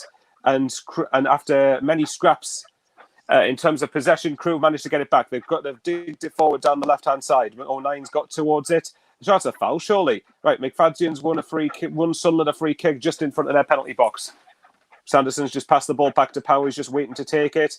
He's passed it quickly to Sanderson. He's now received the ball. Down to Conor McLaughlin again. There's no seem to be getting any joy down the wings. Long ball forward. Gooch, has he managed to get to it? Nope. Sunderland don't look like they've got to it. Crewe have managed to get it back, but only as far as Dion Sanderson. I think we haven't really troubled them so far since going behind. Sunderland's got the ball again. Max Power. Down to Conor McLaughlin again. And Gooch ahead of him. He's received it, and Gooch has given the ball away, and this could be in trouble here. Porter, who I assume is their number 9, he's going through. He's trying to take on Sunderland's players. It goes through to number 8, whoever that is for Crewe. Now it's Mikel Mantron just outside the penalty. He's took on Callum McPherson. He's put the ball into the box. It's 2-0 Crewe. 0 Crewe Alexandra. Absolutely atrocious defending. Once again, when Sunderland have an opportunity to close the gap to the top two, Lincoln losing, we do not seem to take it. That is absolutely awful defending. Whoever it was who knocked that goal. What happened basically, left-hand side of the penalty box, Mikel Mantron tried to take on McFadzean, who let the ball... I tell you what, McFadzean let the ball get... Actually, he did try to stop it, to be fair. And I think it's number 8, whoever that is for Crewe, has managed to get ahead of who I think it is Luke 09, and it is embarrassingly, it is Crewe Alexandra 2, Sunderland 0. What are your thoughts on that goal, lads? You know what I'm like with clean sheets and defending. I thought that was poor, but maybe I'm missing something. Awful defending. I didn't want to be too critical. I mean, I realised the hypocrisy and say that it was awful defending, but it was just completely unmarked. 09 clearly just wasn't checking his shoulder. Again, I didn't want to bash 09 because we know how much effort he puts in, how much of a great lad he is. But, you know, if you're playing as a centre-back, mate, you've got to be able to check your shoulder, like, because that number 8 just came in there completely unmarked and just knocked it more or less an empty net, really. What are your thoughts on it, Dino? I mean, Sunderland had the ball out of play, but it's gone to another goal kick. We lost the ball in an attacking area and got countered. I mean, Mikel Mantron, he's having a hell of a game again. It's always against us. He does a step over. He goes past McFadzean too easy, in my opinion. And Luke 09's positioned himself quite well. He's on the front post, but the pass to Lowry is perfect because it's just out of the stretch of Luke 09's foot. And he's ran in and hit it. So that's a responsibility to get over, though. But see, Luke 09's positioned himself where the ball, if the ball comes, he got a chance to clear it out, and it was a good pass. I'm going to put down it was a good pass. Sorry, Michael. From Crewe's perspective, they'll say that's well worked. No, it's fine. To be honest, nothing's. To be honest, I was going to try and interrupt, but nothing's happened. We're basically giving away yet another free kick, which is, I think, we're starting to lose our heads a little bit. So, Jack, anything in the comments? Because there's nothing happening at the minute. It's Bobby Cowley says, I think McGeady and Wyke have been so quiet they cannot really get on the ball much. Andrew Robbins says, Dino Mania is running wild, brother. I would laugh at Andrew, but I'm a bit deflated, to be honest. Jack Ludlow says he's got a bit of positivity for us here. He says, imagine if manager relegates the Mags on the last day. Yeah, that would be very nice, but wouldn't be as sweet as if we don't go up. No, definitely not. Right, okay, Gotham's got the ball down our right-hand side, tried to get the ball forward, and we managed to give it away yet again. The Crewe have cleared it back into our half. I think this is Porter. Oh, no, whoever. I think Porter was their number 9. Sunderland, again, are all over the place. We've given another free kick away. How many free kicks have we given away since we've gone behind? Must be... it's ridiculous. Figures at this point. Every 20 seconds. Honestly. It's all, and then we've got Sunderland down, but can't quite make out who it is. Go on, continue, guys. Go on, continue. There's nothing happening. Yeah, I'll jump on the live chat quickly. I've got plenty to get through. David B says, I agree. No, sorry, I thought you were saying something there, Jack. No, I've got plenty. Saying this, the balls out of play. David B says, make changes at half time. Swan269 says, I hope Crewe don't have to score in order to wake us up. Well, look what happened. Everyone, of course, reactions to the goal going in. Mad Mac 88 says, well, let me something, brother Dino. Hang on, Sunderland got the ball here. Scoun's on the edge of the box. It's a shot's deflected and it's wide. Yeah, Swan269 says. Come on, might interrupt in 2 seconds. Swan269 says we need to wake up now. David B saying, where was our defence? Andrew Robbins says, Dino Mania is running wild on SAFC Fan TV. Apparently Portsmouth have went 1-0 up. Stephen Winship says the goal's been coming. Right, here we go. Sorry, a ball from the left. Ogidi's balled into the box, but Crewe have easily dealt with it. But it's back outside the box towards Gooch. He's took on his man. He puts a ball into the box, but it's out deflected for yet another Sunderland corner. Sorry, continue. Sorry, go on. Continue reading the comments, Jack. Adrian Degville says these lads have made it enjoying game to suffer as a Sunderland fan. I've not been to the stadium like yet. I'm an old Roker Park fan. And to be fair, I've been out of the northeast. Here we go. McGeady ball into the box. Is anyone going to get to it? And it's just headed across the box, and it looks like Crewe will be able to bring it out. Crewe have got the ball. It's pretty much down there, our right there, left corner flag. They've whipped it out, and what's it got? Oh God, McFadzean's got the ball. Right, come on, don't give it away, mate. There we go. We've passed it. Right, Power's got the ball. We're looking to try and get forward. Okay, Scowen's got the ball here. He's passed it towards Charlie White. Aidan McGeady's on the left-hand side. He tried to pass, and it's just managed to reach McGeady, but he's almost tried to reach Scowen. Crewe, I'll tell you what, are very much up for this game. You can tell by the way, the aggression in which they're going into the win the second balls. But Sunderland managed to win the ball back again, though. McFadzean, come on, lads, we need to do something with it. And Crewe are pressing us backwards. Scowen passes it down to Dion Sanderson. We're back at the centre circle again from a position of attack potentially. Okay, Gooch has got the ball. Right hand side. He's going to try and cross the ball in the box. There's nobody there with him, lads. Where's the help? He picks the ball into the box, and it is safely into the Crewe goalkeeper's arms. Dino, how would you sum up the first half? It's been awful. I mean, I know we're playing with we're playing with a makeshift defence. So this was going to happen at some stage where we were going to get found out defensively. I really thought this was going to be an easy game. I really thought we'd have these, but clearly I was totally wrong, and Crewe are actually playing quite well. They've kept the ball better than us, and we haven't been at the races, to be fair. Oh, hang on, Sunderland down the left-hand side here. Kirk, I believe, has put the ball in the box. Dion Sanderson's managed to head it. If only we did that with the 2 goals. Number 3 for Crewe has got it out. Got it around the back. Sorry, got around just inside of our penalty box. Another ball comes into the box. 09 has managed to clear it, but only as far as the centre circle, and Crewe have got the ball back despite 09 trying to press it. Although it looks like Sunderland have won a free kick. I don't quite know what for. Whoever it is for Crewe is protesting it. He's not particularly happy. Power's got the ball. He dinks it forward. Charlie Wykes managed to lit off to Aidan O'Brien. Aidan O'Brien, he's outside the box. He's in the box, and he's run himself into trouble, and Crewe have managed to easily deal with it. And it is out for a Sunderland throw-in. Anything in the comments there, Jack? Yeah, Daniel Jenks says our defending was non-existent. Some players are a bit quiet at the moment, especially McGeady. It's Bobby Carter says that's why I want Jordan Jones, because he has pace. Brandon Anderson, OMG, the clean sheets, wherever they went. Exactly, mate. You know, we've conceded twice a day after having plenty of clean sheets. We've got a Crewe fan as well. Welsh Kid EG152 on Twitch says CAFC with a red and white emoji. Well, congratulations. He's got in the league this year, and I think I wouldn't say thoroughly deserved, but probably deserved more than if we were in the lead. Yeah, definitely. Long throw in again. So it's just Dino's side pretty much sums it all up. Nothing has happened for Sunderland in this first half so far, and Crewe, for me, fully deserved their 2-0 lead. I've wanted it more than what we have for me so far. Sunderland have got the ball again. Dion Sanderson, touch was a bit heavy, but he's managed to retain the possession. Conor McLaughlin's now got it. But Crewe's pressing has been very good, actually, which I kind of expected going into the game. McFadzean's got the ball again. He's got McGeady ahead of him. Passes it back to McFadzean. Sunderland are not getting any joy, whatever it is they're trying at the moment. Power's now got it back towards Luke 09. Dion Sanderson's got it again. He's not being pressed, so thankfully he can't give the ball away. But he's put a cross forward, so he may very well do just that. So, and Charlie White looked like he was fouled here, but nothing's made of it. Crewe have got the ball. They were trying to pass it around from the back of the area, but Gooch has pressed them to give away a throw-in. There's been 2 minutes added on at the end of the first half, and we're near the end of the first minute. Well, at least on my stream. Conor McLaughlin's put the throw-in. Now it's towards Scowen, I believe.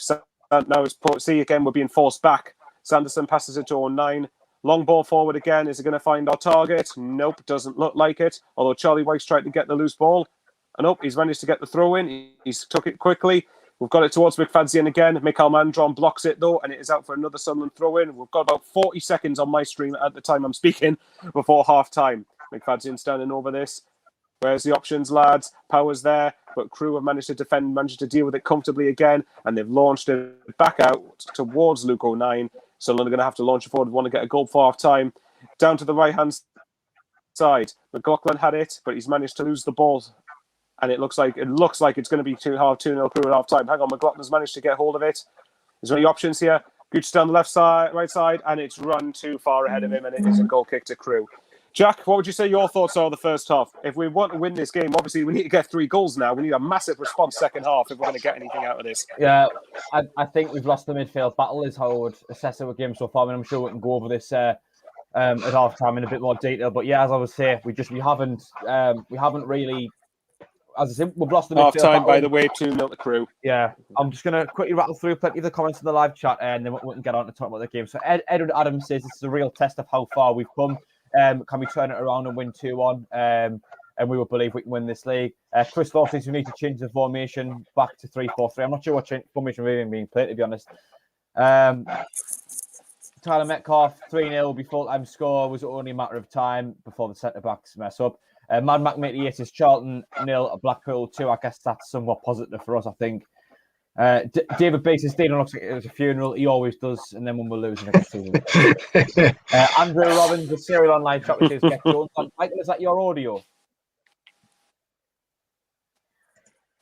I think it is. Possibly. There's a bit of an echo here. I'll come out and... Yeah, go on. Matthew Lund. Matthew Lund's not very happy with the match. Edward Adams says real test for LG's managing. Can he get them into half time and get a response? Jimmy Stokes says we're not at the races today, so then we are on. Mad Mac 88 says that is abysmal. Andrew Robbins, what is going on? Tyler Metcalf says 3-0 at full time. Daniel Jenkins says typical Sunderland thing happening here. Results going our way, but we're not taking advantage. 2 right, mate. Dave Watson says he did say 3-2 Sunderland. David Bates is far too easy. Went through us like hot knifing, but see how many mistakes will cost us. James Woodmass says Dino, what's happening? This left back is awful. I think we all pointed that out really. Edward Adams says at least now we just go broke in the second half. Rather lose 4-0 than go for it than just keep it how it is and lose 2-0. Andrew Robbins says we're all deflated again. Yeah, we are. Portsmouth 1, Gillingham 1 apparently. Our Crewe fan here says unlucky Sunderland. Mad Mac, all the results going our way. Leon Caswell says go from winning hard games to losing easy games. I wouldn't have described today as easy games. Chris Smith says Bow's commentary has caused this. We were drawing with Dino. Right, Dino, a quick assessment of what you thought of that first half then. It's not good enough. I mean, I just feel like I know everyone will say we're playing crap, but I think Crewe have done a really good job of making us play that way. I mean, they've been all over where the pressing where they're making we make mistakes. And the goals have come from an old Sunderland player, Michael Mandron. He's set up 2 of the goals. I mean, that's just what it tells you. I mean, we are going to get found out now and again because we're not playing original defenders in their actual positions. I'm not going to blame that because they have played very, very well in the last couple of games. But it is a matter of time before somebody will figure out these aren't centre backs. We can pull them out of certain positions. You've got an experienced player in Porter who scored last game, who actually doesn't even look 39 or how old he is. He looks very agile for 30. He looks very agile for an older player. And you've got Michael Mandron who's bossing it. He looks so comfortable. And to be fair, going forward, we've had the 2 long shots, but other than that, we haven't really been able to get in the box and create a chance of our own. I think Lee Johnson will do something at half-time because we all know Lee Johnson's not scared to change things. If this was Phil Parkinson, would still play the same way, same formation. I want to see Lee Johnson make a change right now. I want to see McFadzean off. I want to see an attack and substitution. Yeah. I think at the very least with Johnson now, we've got a manager who is proven to be, quite. I'm looking for the word. I know the opposite of the word's dogmatic. What's the word? You know what I'm trying to say. He changes things up when they're not working. Off the cuff. He's very off the cuff. I don't know. I was just trying to make one word up there. Yeah. Anyway, regardless, he likes to change things when they're not working. It's Parkinson didn't really need to do that. So we know we've got Johnson there, and this is a real test now where we turn it down at half time. We haven't really had any chances. We haven't really been in the game at all. We haven't been able to get the ball to the likes of McGeady and Wyke who tend to do the business for us. Today it comes down to what we do at half time. if we respond to this positively, I think if we make changes, we can get ourselves back in the game. I mean, one thing I would like to say, I don't know if you agree with this, is more men in the midfield. I think we could do with an extra man in the midfield. I did see a comment earlier on saying Ledbetter to come in, saying that we're missing him. Do you agree with me? We could maybe have another man in the midfield. We'll just get more of the ball and maybe start to win the midfield battle a bit more. Do you think we're getting overrun in midfield? Because both goals have came from either wing. I mean, when the first goal came from us losing the ball in our own half, I think it was. I'm trying to remember the goals. My point is more that we've barely created any chances because we haven't really had much possession of the ball, like in the final third. The ball's been bouncing around a lot. We could do with a bit more bite, just someone to like take the ball down and get it going for us a bit more, because that Crewe are just getting the better of us, I think. Yeah. To be fair, I don't know what we can do. I mean, if you put an extra man in midfield, will it make a difference? Because we don't really create much from centre midfield. I feel like you need to bring John Jones on. If you bring him off from McFadzean or O'Brien, because O'Brien really hasn't had a fantastic game. I don't think anyone can say, oh, they've played very well at the minute. Like, I can't think of any player who you can say has played very well. But see, this is why I'm glad I'm not the manager, because what do you do? I mean, you can change formations and stuff like that, but will Crewe counteract that by doing certain things? Don't get us wrong, I know 2-0 looks really bad, but I've seen Sunderland come back from 2-0 before, come back and draw and win games. It is possible, but we need to change. We need to change something in the second half, because if he keeps it the same, we're not going to, because we've done nothing in the first half. So something needs to change 100%. Yeah, I'm just going to pull up who we've actually got on the bench to see who we could potentially bring on. I think a player who might do it would potentially be Chris Maguire. There we go. On our bench, you've got Chris Maguire, Remy Matthews, Jack Diamond, Grant Ledbetter, Carl Winchester, Jordan Jones, Jake Vogans. I think out of them, I would like to see Jones come on, give us a bit of pace, something different. He hasn't really been given a chance to come in. And I know you'll agree with us on that one. Ledbetter to come in, someone to control the midfield a little bit more. And then maybe Maguire and Diamond, something to just give us a bit different going forward. Who would you like to see come on, Dino, if you were in charge? I'd love to see Jones come on, because, like you say, I still think he just adds pace, he adds directness, and every time he comes on, he always creates a chance. He always has a chance himself, or he creates one for somebody else, and he gives you a different kind of threat to what the defence is used to. You could possibly bring Carl Winchester on if you want to put the man in midfield. You could even put Ledbetter on for his passing and his experience, but I feel like you need a bit of legs in the centre if you're going to do that.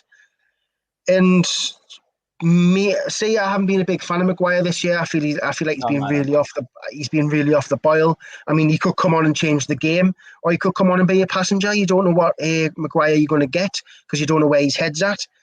So there's a lot of things you could do, but will it make a difference? You just don't know. Because Crewe seem up for the game. We just seem like we're going through emotions a little bit. We're not creating. We're doing the simple things. Like we're not trying to do through balls. We're just doing the simple things like sideways and backwards passing. Yeah, definitely. We need to take more risks now. There's no point in being safe. We need to take risks. Simple as that. Even if it does mean we might concede another, you've got to take the risk now. We're down. Yeah. Someone on the live chat said, where was it? Saying they would bring off O'Brien for Jones. Unfortunately, David B. O'Brien off for Jones. I agree. Rufus Abajas, sorry if I'm pronouncing him wrong. He's pretty much summed up what I was trying to say, which is that Crewe just look like they have more men on the pitch. Like that's what I'm saying about the midfield battle. We seem to be getting physically outbested. I mean, Philly, positive as always in the live chat. It will be much better second half, 3-2. Good luck with that. And Chris Smith showing us up there saying pragmatic. That's the word I was looking for. He changes things when things aren't going right. Benno says Jones on, Scowen off, Gooch off, Diamond on, O'Brien off, Maguire on. Plenty of changes is what we need to do. Would you change the formation as well, Dino? What do you change it to? What would you change it to? Do you go 4-3-3? I think we go back to 4-3-3. It's worked for us before. I think if you're going to change it, you might as well do that. Take a defender off. I mean, like, get the extra man up front or in midfield, because technically we are kind of playing with five at the back with the two wing backs. But chuck an extra man up front or chuck an extra man in midfield, and you've got to change something, because this is not. It's not going to work if he keeps it the same. It can't. Just shows from the first half. David Beeson, as Michael left us know, he's just resetting his router, I think. Michael's internet connection, as always, isn't the best. One thing I want to plug at halftime very quickly, I've mentioned it a couple of times, but we are looking to put together a little Wembley special video for the cup final coming up. If you've got any photos of yous in Wembley or in London or anything to do with Wembley, photos and videos, please send them in at SAFC Fan TV 73 at gmail.com. Alternatively, all of our social media pages are up here at SAFC Fan TV on Twitter and Instagram, SAFC Fan TV 73 on Facebook, and SAFCFanTV.com is our website. Please send them in. Alternatively, if you're watching from around the world, which plenty of these people on the watch-alongs do, just please send any little videos of, hi, I'm watching from so-and-so, this is my name, how are the lads, things like that. And our wonderful editor, CONRAD, is putting it together. Speaking of CONRAD, he's on the live chat there. I was having a little debate with someone actually there. Mike M says, cheers from Tampa Bay. Dino, get over here to the beach, mate. Dino, would you go over to Tampa Bay to meet Mike? I haven't got a passport, and so unfortunately I wouldn't be able to do it anytime soon. And I'm allergic to the sun, mate. I've got ginger skin. I just burn, so I'm more of I'd rather go to the North Pole for a holiday to keep cool. Well, it's been very sunny today in Sunderland, as I've mentioned quite a few times. Adrian Degville just says, just kick Mandron. Chris Law says, exactly what I said, Conrad, not creating enough in the middle and we need an extra man. I think that's what my point is, that really we've got 4 midfielders at the moment. Well, or rather, 2 of them are quite central, 2 central midfielders. You bring 3 on, all of a sudden you have that extra bite in the game. But it's going to be one heck of a task to pull this around. Just very quickly, got 181 people watching, 102 likes. If you haven't already, please just press that thumbs up icon and really would help us out. We like to get 200 likes before the end of the stream if we can. Subscribe if you haven't already. We do this for every single game, as well as our Thursday and Sunday night live shows and other videos on the channel. James Woodmass says, we've played 4-2-3-1, Gooch behind the striker. A lot of people have said that we've been playing 4 at the back, but I don't think we have been, Dino. I feel like we've been playing 3 at the back because McLaughlin is always at centre back, right centre back. Luke O'Nine's always at left centre back, and you've got Dion Sanders in the middle. So to me, we're playing the 3-4-3. I just feel like the graphics team have got it wrong with the 4-3-3 because it hasn't been. Yeah, I don't think it has. I don't know. I mean, teams do this thing where in possession you do 4-3-3. But when you're out of possession, you do a 3-4-3. I don't know, because teams do change the formation on if you're attacking or defending. Do you know what I mean? Yeah. Oh, yeah. Yeah. It shifts, doesn't it? You know, if you're playing 3 at the back, you kind of become a 5 as you're defending, and the 3s you go forward. But I mean, there's been times today I think we've been caught out wide, especially on that topic of being what formation are we playing with the wing backs and what have you. Both goals have came from out wide. Again, it's kind of McFadzy. You know, I mean, one of them, in all fairness, came through Gooch's side, but getting exposed out wide that's what caused the goals. Really, I mean, from your view, you know, why did we end up conceding the goals? Where did it all go wrong? Well, the first goal came from our attack. I mean, Porter, who's the oldest and probably the most slowest player, runs towards our box, gives it I think he gave it a Mandron, and then Mandron goes down the line, crosses it, passes it across, and Porter's there. And then their second goal, Michael Mandron picks it up on the right side, our left, goes past Callum McFadzean and crosses it into the box low. Luke O'Nine sticks his leg out, but it's actually that good of a pass across the goal. It's just out of reach of Luke O'Nine, and the player has a free tap in. I mean, you could blame Luke O'Nine for being in the wrong position, or you could even blame a centre mid or centre back for not picking Lowry up, because Lowry ran from the edge of the box or across the box to get into that space. So there's definitely people looking at the player but not following him. So there's a lot of things you could put it down to. But I mean, it's terrible at the same time, as much as you want to give Crewe Alexandra credit for scoring the goals. But you can't put it down to individual mistakes. But Crewe Alexandra will say it was well-worked goal. Sunderland fans will say it was bad defending. So it's like, you know... Multiple errors, I think, is how I would describe us so far. You know, as you say, you know, you can blame O'Nine, but then you can also blame potentially the wing-backs or the midfielders for not quite doing enough to stop it coming in. Lowry shouldn't have been given that much space on the ball. Anyway, David B says, has Michael gone to speak to Johnson? Hopefully, Bowers can get them riled up for the second half. If there's any man who can give them one of his passionate speeches to get them round up. Hopefully, it will be Michael Bowers. Matthew Lund says 4-4-2, maybe like we did against Fleetwood. That got us to 2 goals then. Yeah, 4-4-2 is an option. And speaking of Michael, here he is. Michael, have you been to speak to Lee Johnson? Sorry? Have you been speaking to Lee Johnson? That's what everyone in the comments seems to think you've been. No, I basically went off to try and give me phone a bit more battery to last the second half. So hopefully it works. Yeah, Edward Adams says we turn this around and Lincoln and Peterborough and Hull will really start to panic. Yeah, I think I touched on it before, but if today we can come back from this, it's a real test for Johnson. It's a real test for Johnson and the players of how seriously can we be taken, when things aren't going our way, when we go 2-0 down, how seriously do we take things, and how are we able to adapt? As Danny comes up on the screen, we have got a question as always that unfortunately we can't share with everyone else, but maybe we will one day. Maybe if we get to, let's say, 10,000 subscribers by the end of the season, we might just about share it with you then, although I doubt that's going to happen. Marty Gibson says we kind of have McGlutton is kind of playing right back. I disagree. I think he's been playing right centre back of a back three, so I agree with Dino.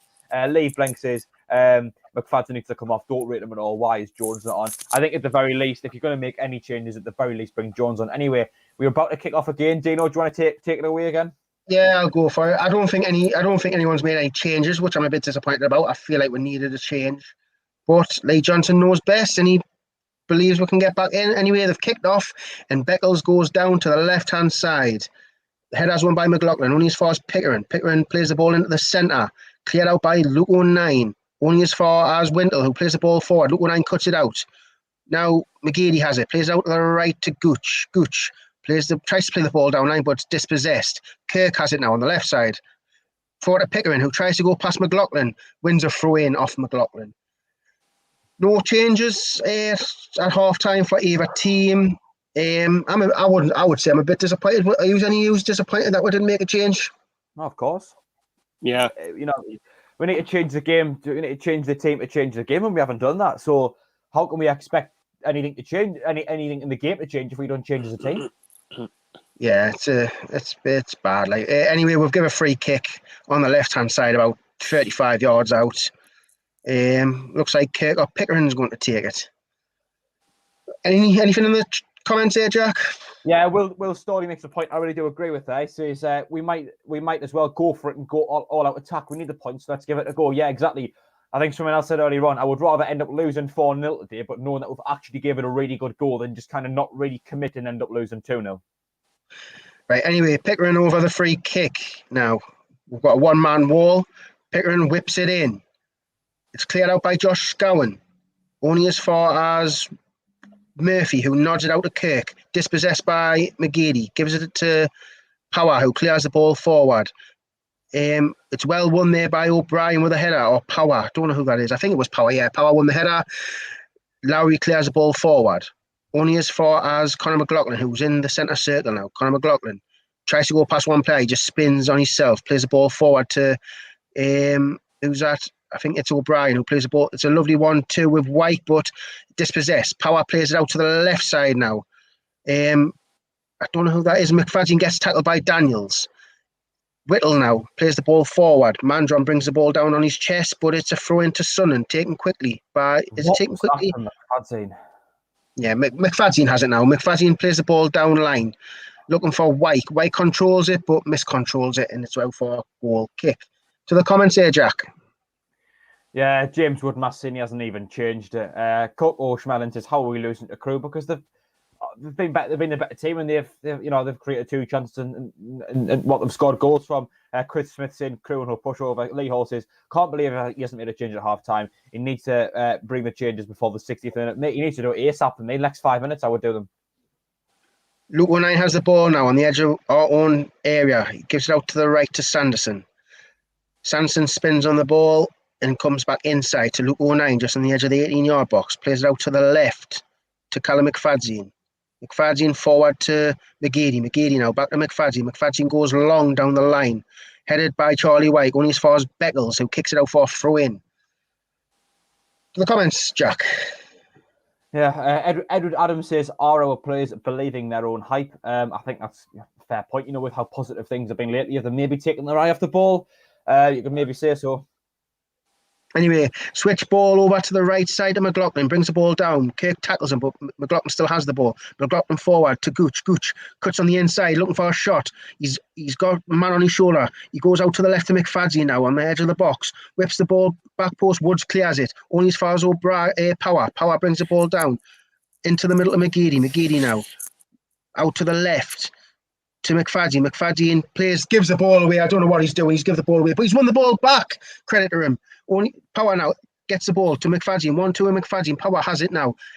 Plays the ball forward to White, but it's dispossessed by Woods. Pickering nods it down to Kirk, who clears the ball forward to Luke O'Nien, who heads the ball back to Lee Burge. McFadzean, credit there. He gave the ball away. He miscommunication. He won the ball back. So fair play to him. Talk about McFadzean. He's got it on the left side now. Plays the ball forward. Looking for the run of White. He nearly gets there, but Woods clears it out for a throw-in. Anyway, Michael, what's your assessment of the first couple of minutes?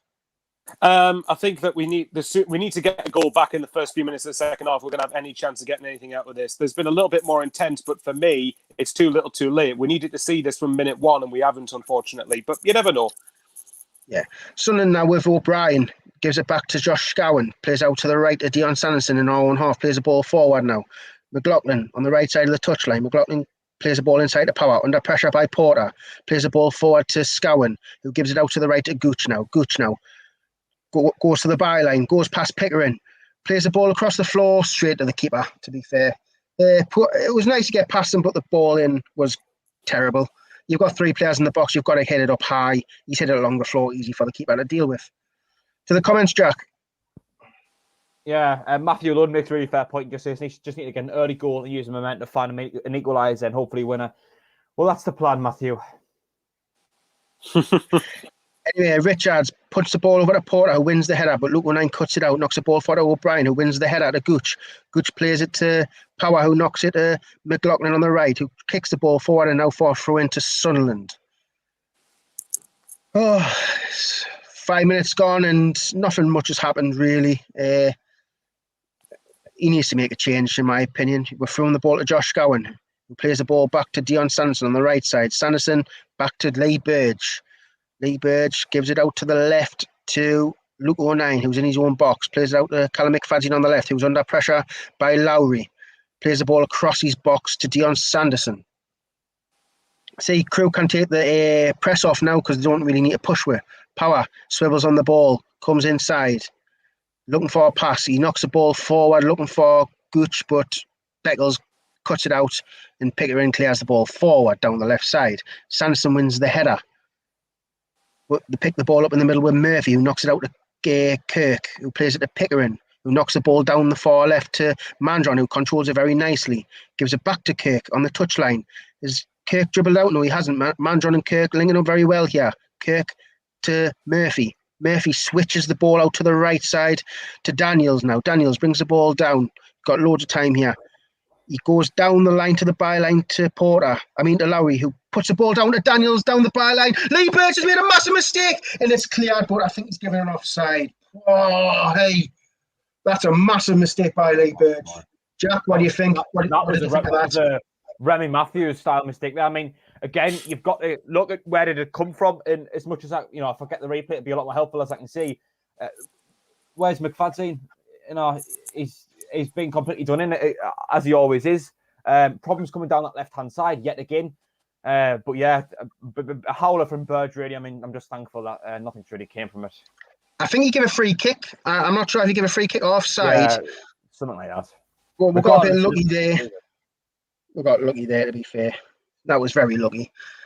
Lee Burge would have got really badly criticised if that actually went in. But luckily it didn't. Anyway, throw into Sunderland now on the left side. McFadzean gives it to Luke O'Nien, who's on the left side there, right side.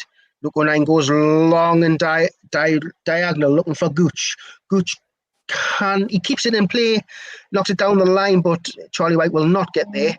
Pickering will get there. Pickering knocks the ball back down the line. Controlled by Porter, who knocks the ball into the centre, but only as far as McFadzean, who gives it to Power. Power plays the ball forward to Gooch. Gooch now plays it down the line to White, who's on the right side of the box, who gives it McLaughlin. McLaughlin whips a terrible ball in O'Brien, but O'Brien's done the best and just over the bar. Good chance created there. Michael, what's your thoughts, mate?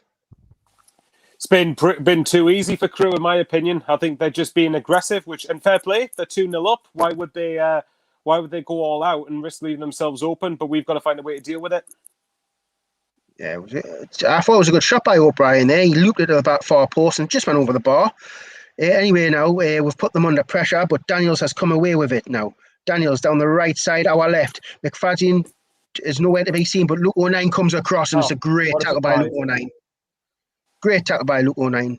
I think the assistants might have been given a free kick or is it a free kick or throw in? No, throw in, I think. To the comments, Jack. Yeah, Chris Smith says goals change games, and we need the next one. Absolutely. I think the next goal could really dictate how the game goes. Eric Higgins says, come on, Sunderland, I'm feeling a fullback. Lee Hall says, White's been quite the last 2 games.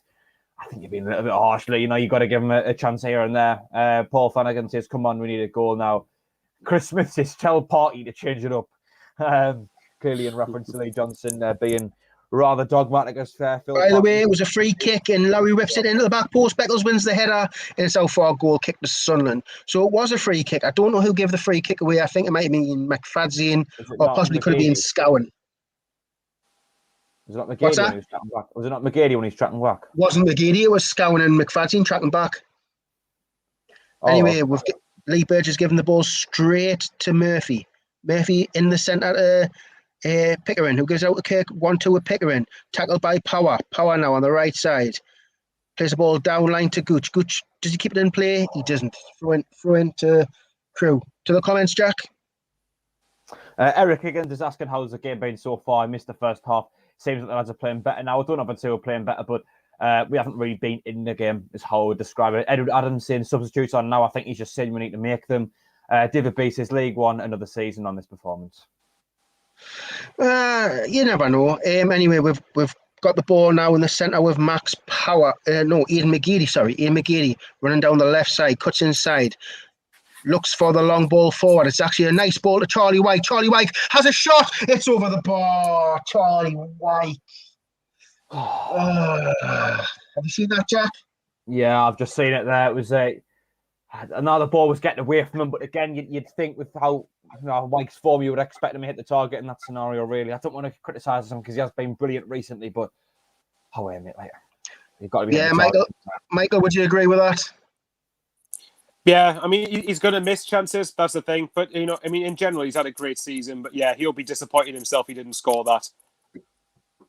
At least hit the target, mate, as well. That's my point. Yeah, you're right. He has to hit the target. He's about 8 yards out. Anyway, we'll have the ball with Max Power in the centre circle. Max Power done very well. Plays it out to Gooch on the right side. Gooch now approaching the penalty area. Comes up, cuts in on the inside. Goes on the outside, but gets tackled there by Murphy. Murphy plays the ball forward and knocks it out for Sunderland, throw it in. Comments, Jack. Eric Higgins saying we need at least a point a day. And then Chris Law responds to him, says we're never getting a point like this. Mad Mackham 88 says McFadden, Scowen off, Jones and Leopard on.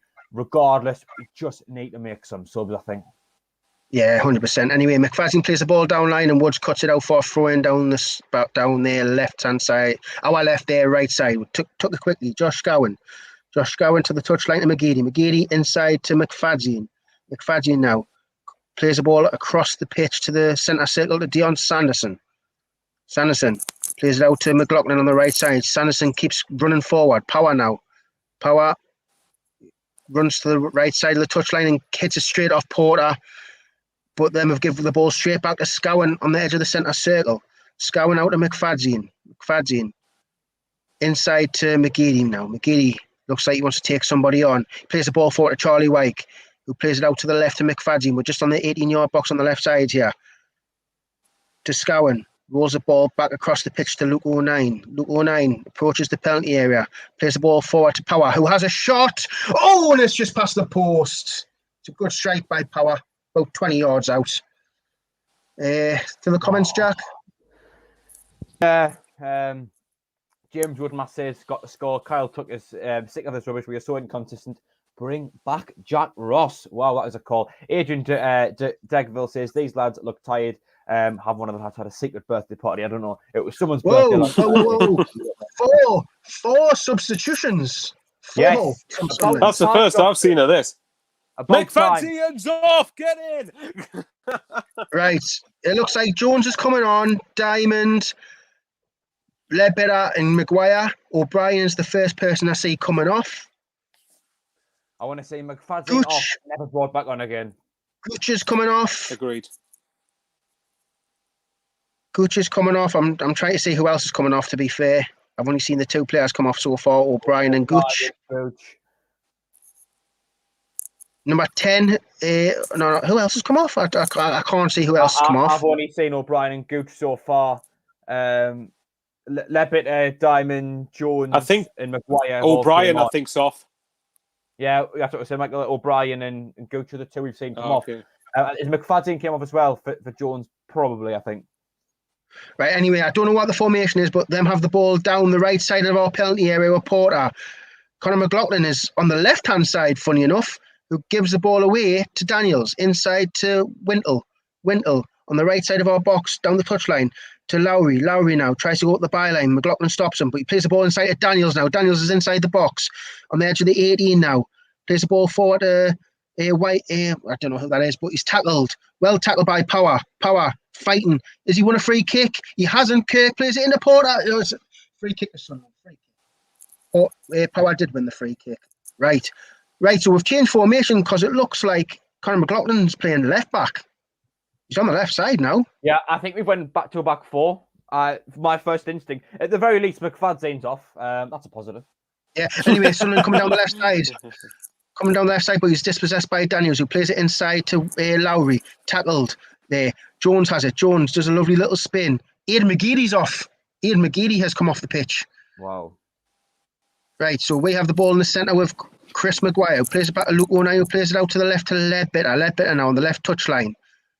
Gets tackled. He's been tackled by Lowry. Lowry now running towards the box. He's got Porter and support. He's coming up to Luke O'Neill, gives it to Porter. Cross goal is cleared by Max Power. I think Max Power's back at right back now. Edge of the box with Murphy. Murphy back to Wintle. Wintle now about 30 yards out in the centre. Plays it out to the left to Pickering.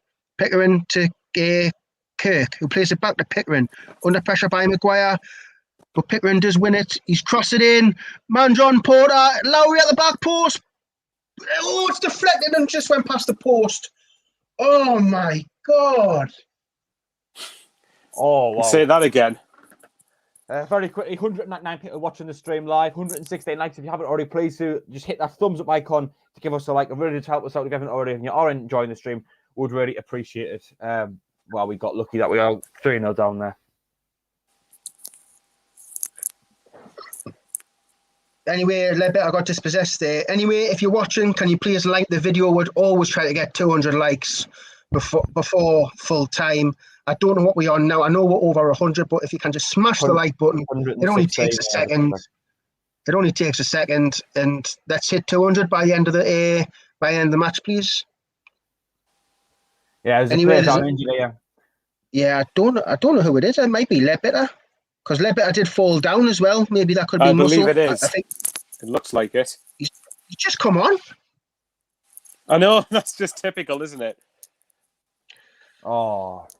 Doesn't look good. Dreadful. Yeah, I was going to quickly jump on the live chat. Ray Mitchell with an interesting point. He's been saying this for a while now. 09 makes the lazy players lazier. Think about it. I can get what you're saying. Mad Mac88 says, Dino, you are scaring me now. You've went back to doing it, so I don't know really why that would be. Kieran Gill says, come on, we win 3-2. Which is completely juxtaposed. Need a hell of a turnaround if we're going to do that. Like, by the way, lads, by the way, this looks bad. I've just seen Gassonet coming onto the pitch now. I don't know what he's done, but it doesn't look good. Doesn't look good. I don't know if it's a head injury. Stretchers out as well. Says dislocated shoulder by Mickey Boy there. Doesn't look good. Doesn't look good. Yeah. And the only change you can make is Winchester. It's the only one you can make, I think. Yeah. Kyle Tucker again says Johnson has been found out tactically here. Everyone's just commenting on 4 substitutions as well. Yeah, it's that'll be a real shame. I mean, Leppert has been a really consistent player for us, I think, this season. He can offer us that kind of cool, calm head in the middle of the pitch to slow the game down at times. And if he comes off, which obviously he will be, I think Winchester's the only real player we can bring on. And we've waited, in my opinion, 18 minutes Plymouth, to make some substitutions, and now we're going to have to make another one and bring Winchester on most likely. Plymouth have gave away their lead anyway. Plymouth 2, Lincoln 3, as I've put on the screen. Well, Lincoln have came from 2 behind, lads. No, let's step up. Let's do what Lincoln do, and let's do it ourselves. Michael, what's your thoughts anyway on the whole thing? Well, these are results why I've said I didn't think we'd get top 2. These are, with all due respect to Crewe, and as much as they fully deserve their lead, these are the games you can't be dropping points in if you want to get in the top 2. Simple as that. You've got to be winning this. And to be honest, this looks like, I think to me, it looks like this game's gone. It means we're going to have to make yet another change if Leadbitter's having to come off, which, as you said, doesn't look particularly good. And if Winchester comes on, then it just depends. We're going to have a hell of a last half an hour if we're really wanting to see serious about the top 2 for me. Yeah, I mean, today marks quite today's a big, it's a momentous day. Like, if we go on and actually come back from this and even just get a point, I think it's a statement. It's a statement result today. If we don't come behind, I think we're showing that we don't have much intent, really. And I think today proves quite a lot. This is a real test. This is the first time that Johnson, I think, has been really proven, like, what can you do at half-time when things aren't working? Looks like Leppitter's going off. Anyone who isn't watching the match, he's got gas in there. He hasn't went on the stretcher. He's decided he wanted to walk off the pitch. So I'm guessing it is a dislocated shoulder, or it could be a broken collarbone. You just don't know with these things. But I wish him all the best. I hope he recovers quickly. Yeah, I think that might be his season done, because at his age to recover, we're seeing it took Luke O'Neill a good 2 months just to get back. I think it was about 2 months anyway. So we all know is when the body gets older, you don't recover as quick. So that could be Leadbitter's season done, maybe. I hope not. But it's a possibility. We'll have to wait and see how serious the injury is. Although, it does look quite serious. Chris Smith on the live chat is, now is the time to dig deep and show who you are. That's exactly what I was trying to get out there. You've got to show how serious you are about getting promoted in situations like this. Anyway, Carl Winchester has come on for Grant Leadbitter. I assume that would be the only change we could make. Looks like Pickering's standing over the corner on their right, our left side. 66 minutes gone. Sunderland 0, Crewe 2. He whips the ball in, safe pair of hands by Lee Burge. Lee Burge now rolls it quickly out to Chris Maguire, who's under pressure by Lowry. Chris Maguire plays the ball forward to, I think that might be Jordan Jones. Or Diamond now. Diamond on the right side of their box. Go on, lads. He's on the touchline. It's Chris Maguire. Chris Maguire cuts inside, throw in to Crewe. Alexandra. To the comments there, Jack. Yeah, Brian Watson clearly isn't very happy with that comment. It's because of his age, what you're saying. Like, Philly on the live chat saying it was 2 penalties in 2 minutes for Lincoln. Wow. Clearly they had an aid in that at the very least. Jimmy Stokes says, players' body language says it all. Not talking, heads it down. Bibi Maya says, where do you watch these games? You can just buy the stream on SAFC.com. Mad Mac 88, if Leadbitter can get through the mental stuff he has and come back stronger, the physical stuff is easy. All the love to Leadbitter, lad. Anyway, Conor McLaughlin gives the ball straight away. Unfortunately. Crewe have it now down the right side. Porter gives the ball back to Sunderland. Jones gets tackled, but it's come back off Jones for a throw into Crewe Alexandra. Back to the comments, mate. Yeah, Minecraft Vibes in England. That's a fantastic name. Says maybe play good tactics and get a good keeper.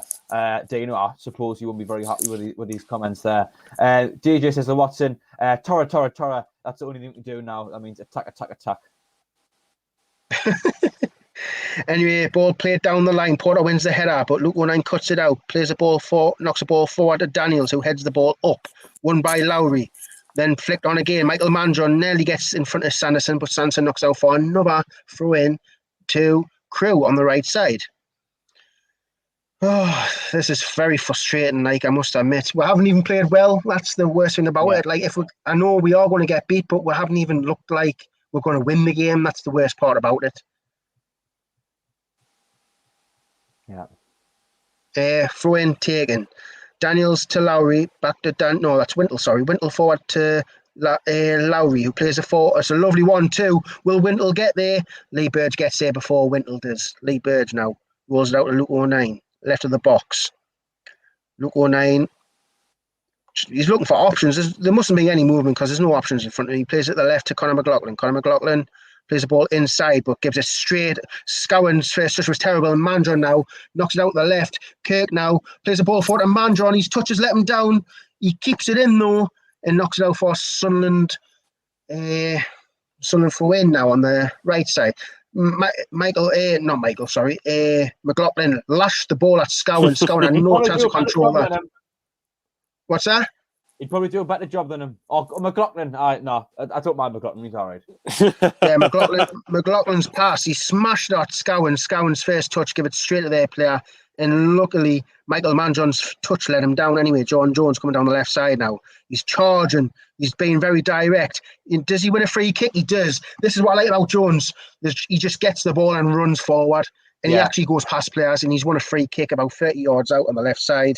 That's class. That's the best. He's only been on a couple of minutes, and I've seen him do more than Callum McFadzean. Yeah, not that that says much, mind. McFadzean was on for ages, and all he does really is make mistakes. I don't want to rip into McFadzean, but he's not a League One standard player. Anyway, John Jones, terrible. That's terrible. He didn't even beat the first man. Max Power picks it up on the centre circle. Max Power goes past his man, plays the ball forward to Scowen, who knocks out the right to Diamond. Diamond to Power. Power launches the ball back post. It's just went past everybody in South Fork goal. Kick. Michael, what's going on?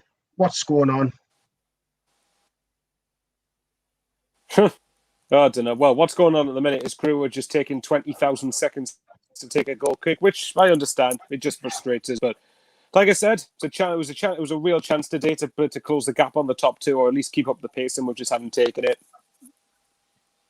Jack, what about you, mate? To be honest, yeah, with every minute that passes, I'm getting less and less confident we can do anything for me. And now, we barely really had a shot on goal, I don't think, in the second half. So I think to expect us to come back is unlikely. Yeah, great. Anyway, ball's in play. It's Josh Cowan running down the right side, plays the ball inside to Winchester, who falls down, and they clear the ball forward. Luke O'Nien brings the ball down very nicely under pressure by Michael Mandron. He gives it back to Lee Burge, who gives it to the left to Conor McLaughlin. Conor McLaughlin out to the left to Jordan Jones now. Jordan Jones, what's he going to do? He's got two men on him. Goes back to Conor McLaughlin, who plays it to the Dion Sanderson, who's on the edge of his own box. Plays it out to the right to Luke O'Nien. Luke O'Nien walking the ball forward. Goes long and diagonal, looking for Charlie Wyke, who wins the header. And Diamond gets there before everybody else. We're on the left side of their box now. Diamond looking for a pass, gives it to Winchester. Winchester to the middle to Conor McLaughlin. Conor McLaughlin back to Diamond. Jones, sorry, that's Jones. Jones to the left to Diamond. Diamond goes to the byline. Tries to whip the ball in, but it's deflected out for a Sunderland corner. Anyway, to the comments, Jack. Yeah, Lee Hall says, hopefully this wasn't led but this last game. Sure you think of retirement as his age. And Keith Lumpton says, would you take a 9-8 win now, Michael? Which I'm sure he'll answer in 2. yeah, definitely now I would, yes. Need to score one every minute. Anyway, corner whipped in. We won the header, but it's went straight over the bar. 72 minutes gone in the game. It's Crewe 2, Sunderland 0. And unfortunately, it doesn't even look like we're going to even get into the game. We're not even going to score. That's how bad we're playing. No, I don't know how we're going to expect really to come back in this game when I can't really think of any times we've actually really tested and challenged the keeper. I mean, I'm going to have a little look here to see if I can prove your point, but have we even had many shots on target in this game? I don't think so. I remember the two long distance shots. That's only 2 I remember. Again, long distance, you know what I mean? Anyway, Richards plays the ball long. It's on the left side now, cleared by Pickering. Up to Porter. Porter, who wins the header. He's won a lot today. Good tackle there, though, by Josh Scowen. Conor McLaughlin now brings the ball forward, gives out to the left to Jordan Jones. Jordan Jones starts running towards the halfway line, cuts inside, goes diagonal, looking for Diamond, but it's cut out by Pickering. but it goes for a throw in. Max Power has got the throw in, takes it quickly, gives it to Chris Maguire, but Murphy is down with an injury in the centre circle. So to the comments, Jack. Yeah, apparently Wigan have went 1-0 away to Peterborough. David B says, great live stream, better than our team's performance. I would say thank you, but... that makes it even more frustrating. And I've just had a look at the statistics there. We've only had 2 shot on target today, despite having 55% possession, which to me shows just a real lack of being able to effectively use possession, which I think has been the problem today. We've not really been able to get on the ball in the final third much.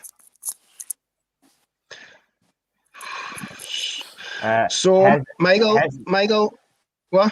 I was going to say, I'm going to read out a couple more. Hersey wants says, Jones and Diamond have been all right since they came on. Stephen Luhan says, this is typical Sunderland. They've been like this since I can remember. I hope they can do something. So, Michael, with this game being said, it doesn't look like we're going to win the game. There might be a slim chance we could draw it, but we need a kind of miracle. So, if we don't win this game or draw this game, do you think that's just top 2 done? Oh, yeah. So Michael Bowers will never mention the top 2 anymore for the rest of the season. I've said for the last few weeks, I don't think we'll get... Well, yeah, I think at this point, I've said the last few weeks, I don't think we'll get top 2 because of results like this, of results like Shrewsbury, of results like Plymouth.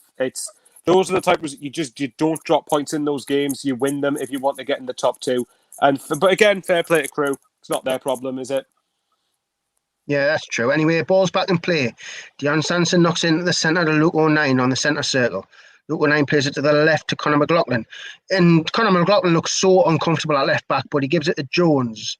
Jones now shimmies inside, has a shot. What a goal! Oh my God, what a goal! 15 minutes left. I was waiting for the reaction. But bearing in mind, there's going to be quite a bit more added. There's going to be quite a bit more. I think Jones has got Jack excited. Anyway, I think there's going to be quite a bit more added time because of all the injuries and all that. So I would say there's going to be probably 20 minutes left. If we get a draw, I'll take it now. We rarely say that in this league. Oh my God. For anyone who's not watching the stream, anyone not shotting, Jones gets a ball, he shimmies left, goes right, cuts in, pings it from about 20 yards, and it goes right in the top corner, and the keeper didn't even move. Oh my God. 14 minutes left plus added. I know I was saying before, and I can't see us getting back in this game. We only need one good chance now. Anyway, we've got away with a point. Jones has it now on the left side. Jones, can he cut inside and have another strike? He takes on Daniels. He wins a throw-in for Sunderland. I swear down that strike. How did you not react, Michael? I don't know how you did not react there. I would have forgiven you, to be honest.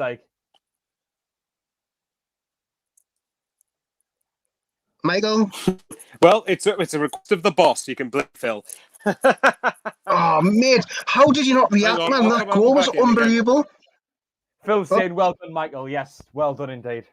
Yeah, that goal was... Can I just say, goal in the season so far, maybe?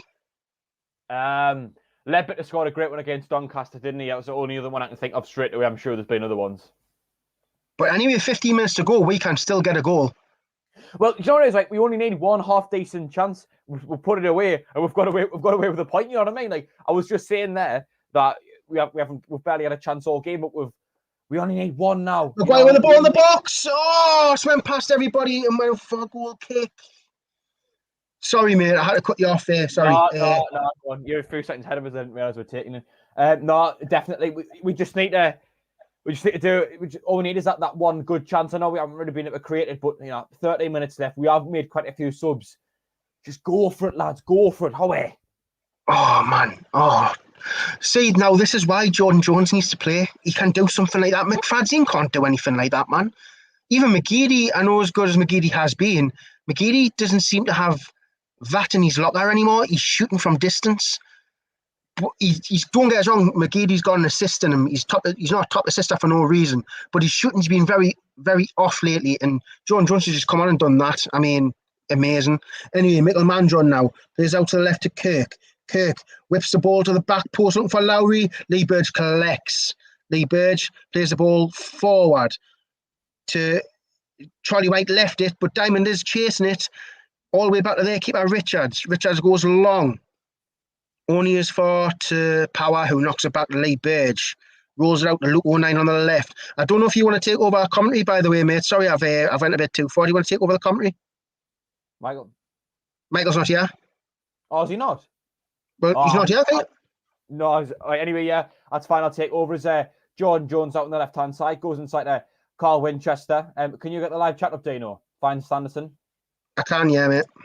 That's good. I didn't know if you could. That's why I wasn't. Plymouth 3, Lincoln 3, by the way. Anyone tuning in. As the ball now finds on the right-hand side, but I know for a throw in there, I believe that was Max Power trying to play a forward pass just from first instinct. I seen something on the live chat that made us chuckle a little bit there. Jimmy Stoko back on the bench next week, Jones. It really wouldn't surprise us. He's really he's got to have a start in the team now. He's I would say even before he's got our team was one of the better players we've had today. He's only played about 10-15 minutes. Anyway, we'll look to be back in play in a moment here, out on the left-hand side. Shrewsbury, Crewe throwing the ball. By the way, if someone's got the audio on, you might need to turn that down. Oh, yeah. I think. There we go. Just muted. Apologies, that was my fault. Anyway, as that's happened, something has happened, and Lee Johnson has gone absolutely nuts at the fourth official, now getting on the pitch and shouting at the referee, as he always does. I believe it's a free kick to Crewe, I believe. I'll just quickly jump onto the live chat. Gary Towsey says take a draw. Like, we're getting the replay of that incident that happened now. Yes, it is a free kick to Crewe. I believe it was Josh Scowen there made the foul just over on our right hand side. Or throw in rather. As it's taken, and Crewe look to build an attack out on the left hand side. Long ball forward. Scowen knocks it forward. Winchester goes up to win the header. He's been pushed in the back and wins a free kick to Sunderland, which we will look to try and take quickly. Scowen stood over it, but he lets Lee Burge take it, and I would imagine it will be a long punt upfield. Lee Hall in the live chat says we can get at least a point here if everyone goes forward and goes for it. Absolutely. You only need one goal now. As Burge knocks it upfield. McLaughlin on the left-hand side finds the ball. Wyke heads it down into Josh Scowen.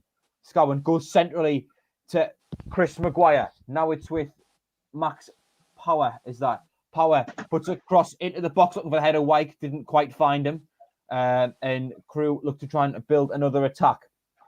Out on our left-hand side, good interception by Luke 09. Out to Jordan Jones out the touchline. The man who scored that superb goal not so long ago knocks it past his man, crosses it in. Oh, and the Crewe player managed to get a touch to it, really. Just killed the momentum, and the keeper came and collected the ball.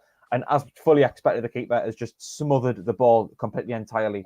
Lads, how confident are we going to go and get a second goal, Dino? It's possible. I feel like we're taking the game to them now. They're under all the pressure now, and Jordan Jones, everything's coming down that side now. So yeah, I think we can.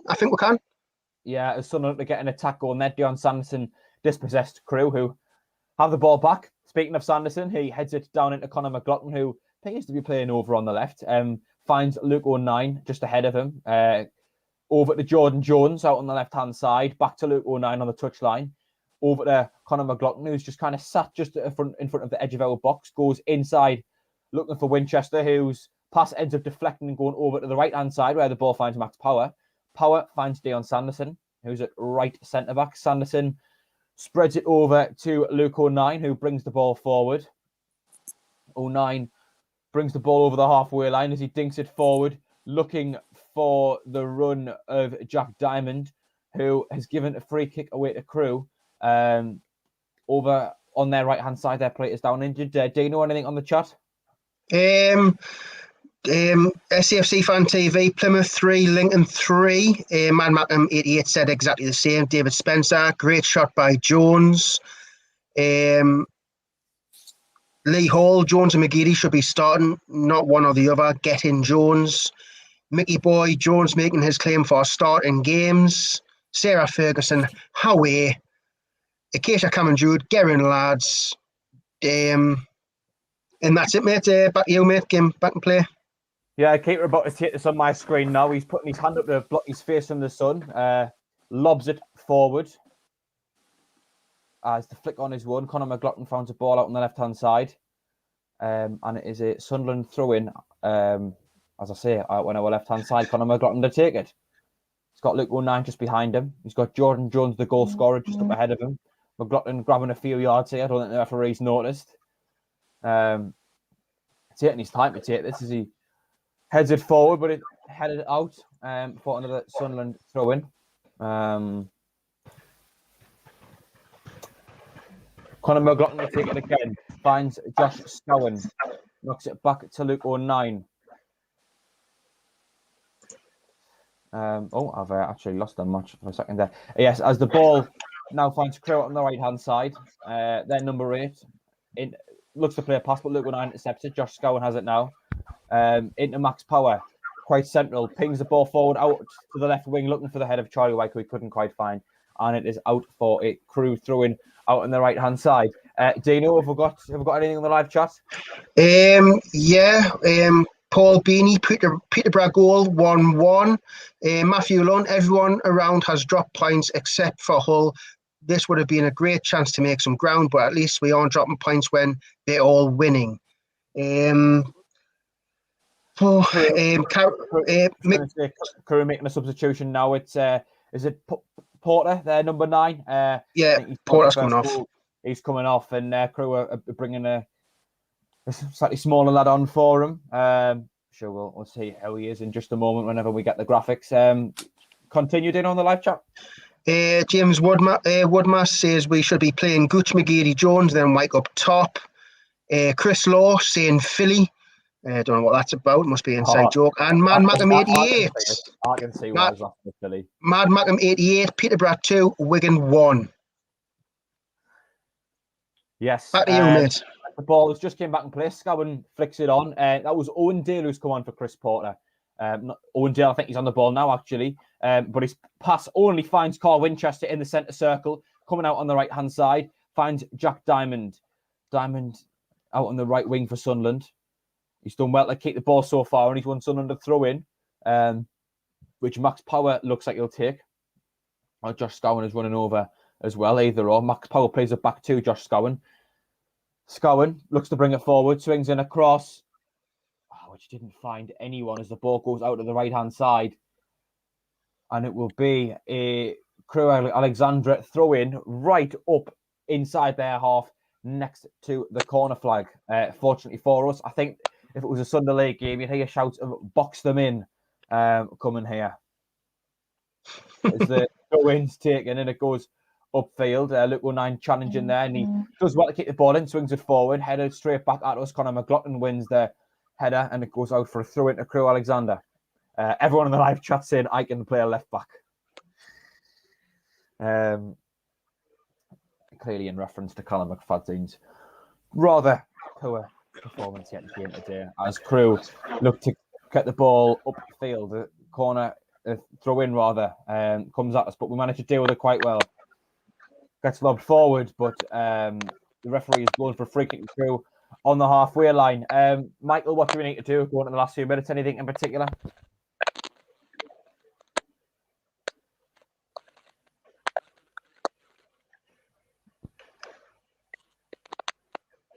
Just show some the intensity and urgency. But at the minute, it just looked like Crewe were just happy to spend about 20 years to take a goal kick and take a free kick. Which, to be fair, you know, anybody who's winning by one goal in that situation would do it. I just wish referees would stamp it out. But yeah. It's just one of those things. Because Crewe have a free kick just over the halfway line, out on their right hand side, which is taken going towards the box. Mandron jumps up to win the header. He doesn't do so. And Maguire comes away with the ball, finds Max Power out in the right back area at the moment, swings it forward, looking for Charlie White, who he didn't find. The ball finds Chris Maguire on the right hand side as Johnson is egging his men forward. Maguire looking from inside, and he's tripped from behind. The referee does blow his whistle and give a free kick to Sunderland. Chris Maguire on the right hand side stood over it. He's got Max Power just next to him, but it'll be Maguire to take. Hopefully, just swing this into the box and see if we can get ahead on it towards goal. He's got Diamond just up ahead of him as well, though. We might want to find, or as Diamond jogs into the centre now. He's got Max Power just to the side of him. Didn't want to take a shot. Maguire, left hand up, swings it in, headed away, only as far as Max Power. Maguire makes a run out to the right. Power plays it over to Maguire. Maguire Cross in, headed away, didn't beat the first man again, as Winchester nods it down to Josh Scowen, who finds Max Power on the halfway line, taking it forward for Sunderland now. Back to Josh Scowen, who, I don't know who he was aiming for, but unfortunately we've lost the ball as Crewe Alexandra smash the ball upfield. It is taken down by Connor McLaughlin. Jordan Jones looks to cut inside there, but the free kick will be given. Dino, what's in the live chat? There's a lot of people putting scores in. Mad Mac 88. We got the back to play 3 at the back, but I think of any safe option to play a left back. Hazy 1, 87th for 88th minute goals. Andrew Robbins, come on Sunderland. Acacia Cameron Jude, Burton 1, Rochdale 0. Acacia Cameron Jude, Ipswich 2, Doncaster 1. Chris Smith's asking how long's left. Well, on my screen, we've played 89 minutes and 10 seconds. As Maguire did swing in that ball, Jordan Jones won the free kick from out on the left-hand side, but it completely missed everyone. Josh Mongan says, come on, Crewe. I'm guessing that's either a Mag or a Crewe fan. Dave Arkley, Michael, internet brilliant, with a load of emojis. Alexander Prohl, best regards from Germany. Thank you very much. Gary Towsey, has White had a kick off the ball today and not heard his name mentioned once in 88 minutes? Back to you, Jack. As the ball is swung forward by the Crewe goalkeeper, look, 9 wins ahead of balls in the centre circle now. Crewe coming at us down the right-hand side. Michael Mandron managed to get a foot on it, but Burge got a save, and Dion Sanderson smashes the ball out of the stadium, out for a Crewe Alexander corner. We have just entered added time. We're just looking to see how many minutes have been put up. There is still time. There's always still time to get a goal, but we haven't really created a chance since Jordan Jones did score that goal. Just waiting to see. Lads, if any of you know how long's been added on? 9 minutes. 9 minutes. 9 minutes. 9 minutes has got to be enough to create a chance. All we need is that one chance that we score, and we've got a point. As we win the ball back out on the left-hand side, Josh Scowen has the ball now. Knocks it back into Luke O'Nine's box, is getting pressured by Mandron, as Conor McLaughlin looks to clear the ball forward, but ball only goes out for a Sunderland throw-in out on the left-hand side. Conor McLaughlin will take this. Inside to Carl Winchester, who's in our own box, and he's very calmly kept the ball there. And the ball is cleared upfield now. White looking to win the header. Crewe swinging it forward. O'Nine looking to tackle there, but unfortunately Crewe come at us down the right-hand side. Then number 8, who I think he got the assist for the first goal, goes inside. And neat little turn by their number 19 who came on off the bench for them. Michael Mandron back to the number 19 who's in the box. Sanderson got a tackle there. Winchester got it clear as Swindon come at us again on the left-hand side. Cutting inside now. Number 10 is getting stood up by, I think that's Jack Diamond. It's difficult to see. The sun is making things a bit difficult here. As Swindon come inside, the shot is taken, but Conor McLaughlin is there to coolly collect the ball and swing it forward. Again, no, every time we clear this ball, it's coming straight back at us. We've got no real outlet when we do win the ball. As Crewe look to get another attack going. The ball is punted forward, looking for Mandron, who's got the ball on the left-hand side, but Power gets a foot and it's out for a Crewe throw in. Dino, going in the last 7 minutes, how confident are you? Not very now. They're starting to dwindle the game down, but can I just say, we're on 140 likes. We've got about 6 minutes to try and reach 200 likes. So if you can just smash the like button, it takes 2 seconds. Just smash the like button for the lads, for us. We want to reach 200 by 99 minutes. So if you can please smash the like button, it'd be much appreciated. Yes, please do that. As we still aren't back in play. Crewe clearly just taking absolutely ages to take this through in his teams in League One. Very often will do when they're pleased with the current scoreline. It is taken, however, over towards the corner flag, and the Crewe looking to, well, they've won another throw-in. Quite cleverly done, really, just knocking the ball off Max Power's leg from another throw-in, which their number 3, I'm sure, will take an absolute age to take. I've got a feeling we've conceded because of Michael's reaction. I've just got a little feeling. We might have done. You never know. As Crewe, No, what happened? I'm just annoyed. Yeah, we haven't. I'm just annoyed at the time wasting going. Yeah, as Crewe won a corner and their player thought it was necessary to go down injured after they'd won a corner, despite there being basically no contact from the Sunderland player. Very few men in the box for Crewe. The ball is swung in, however. And even though I said that, Crewe's still doing the header, but Burge picks the ball and he tries to get a Sunderland attack going, smashes it forward with his left foot. Looking for the run of Jones, but he couldn't quite find him. As the ball comes down to Chris Maguire, who does well to win it. Jones out on the left-hand side. Jones, he's done well to beat his man. It goes out for a Crewe, Sunderland throw-in rather, on the left-hand side, which is taken very quickly inside there.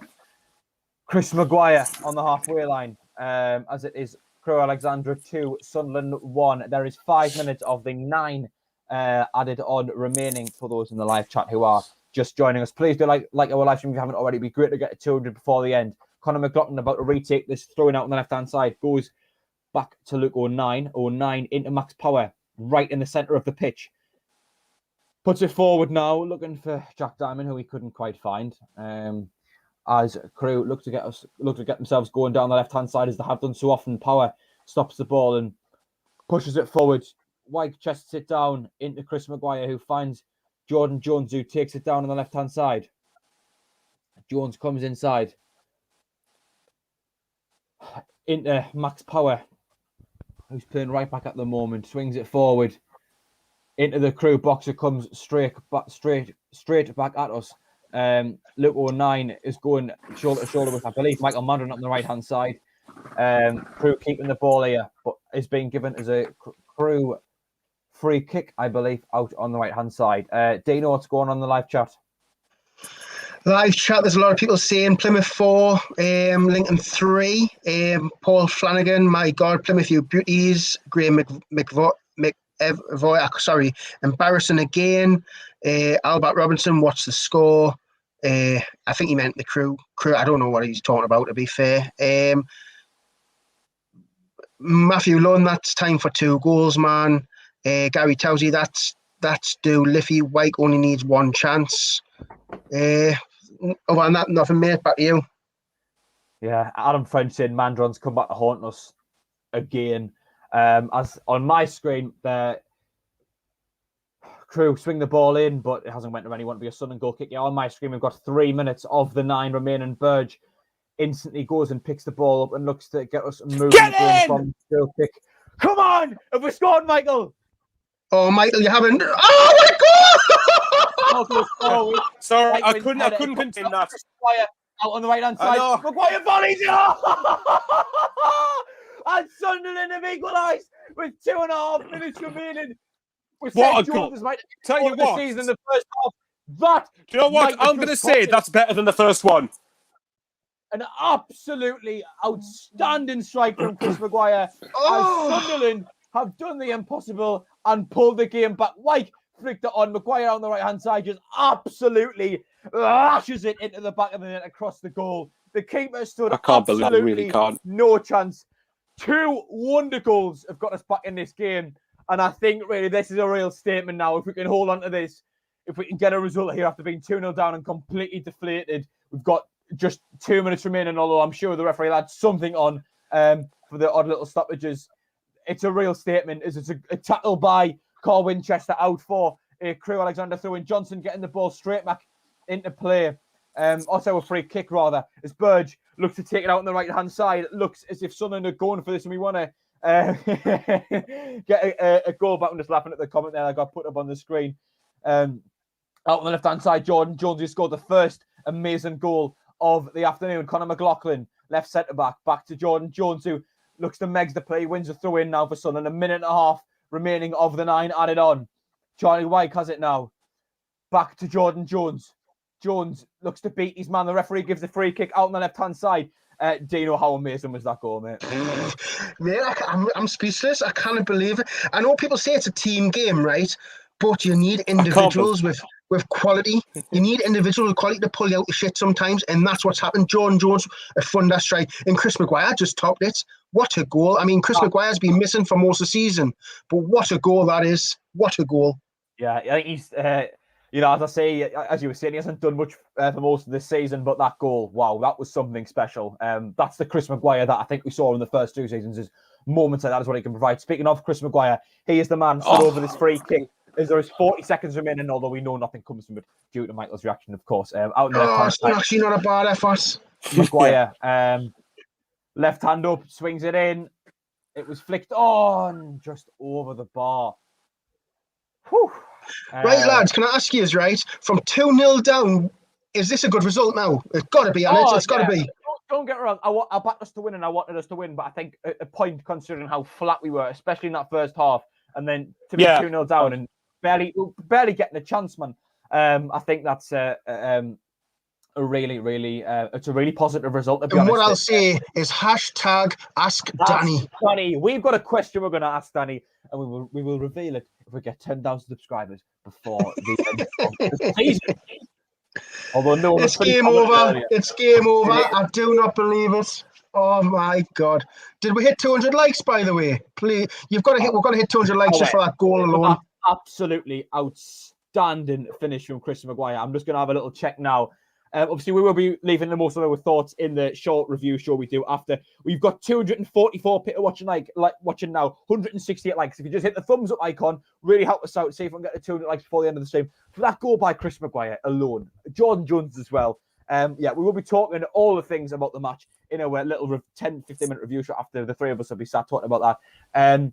Thank you to every single person who's tuned in today. It's been a tough match, really. It's been a tough match, but we got there in the end. Thank you to everyone who's joined in the live chat as well. We really do appreciate you telling us where you're watching from the world and your thoughts on the game. As John Charles says, well done, that's great company. Thank you, John, for tuning in. As I say, big thank you everyone watching. Please like the stream if you haven't already. So let's see if we can get to 200. Subscribe to SAFC Fan TV if you haven't already. We do this for every single game, as well as our shows, our live shows on a Thursday and a Sunday night, which you can watch back if you don't want to watch them live. Anyway, from myself, Jack Dodds, from Dina Wellgart, and from Michael Bowers, thank you for tuning in. Please tune in to our 10-15-minute review show after the game to talk about today's great comeback, we shall say. And I think we'll leave it there. Thank you for tuning in, everyone.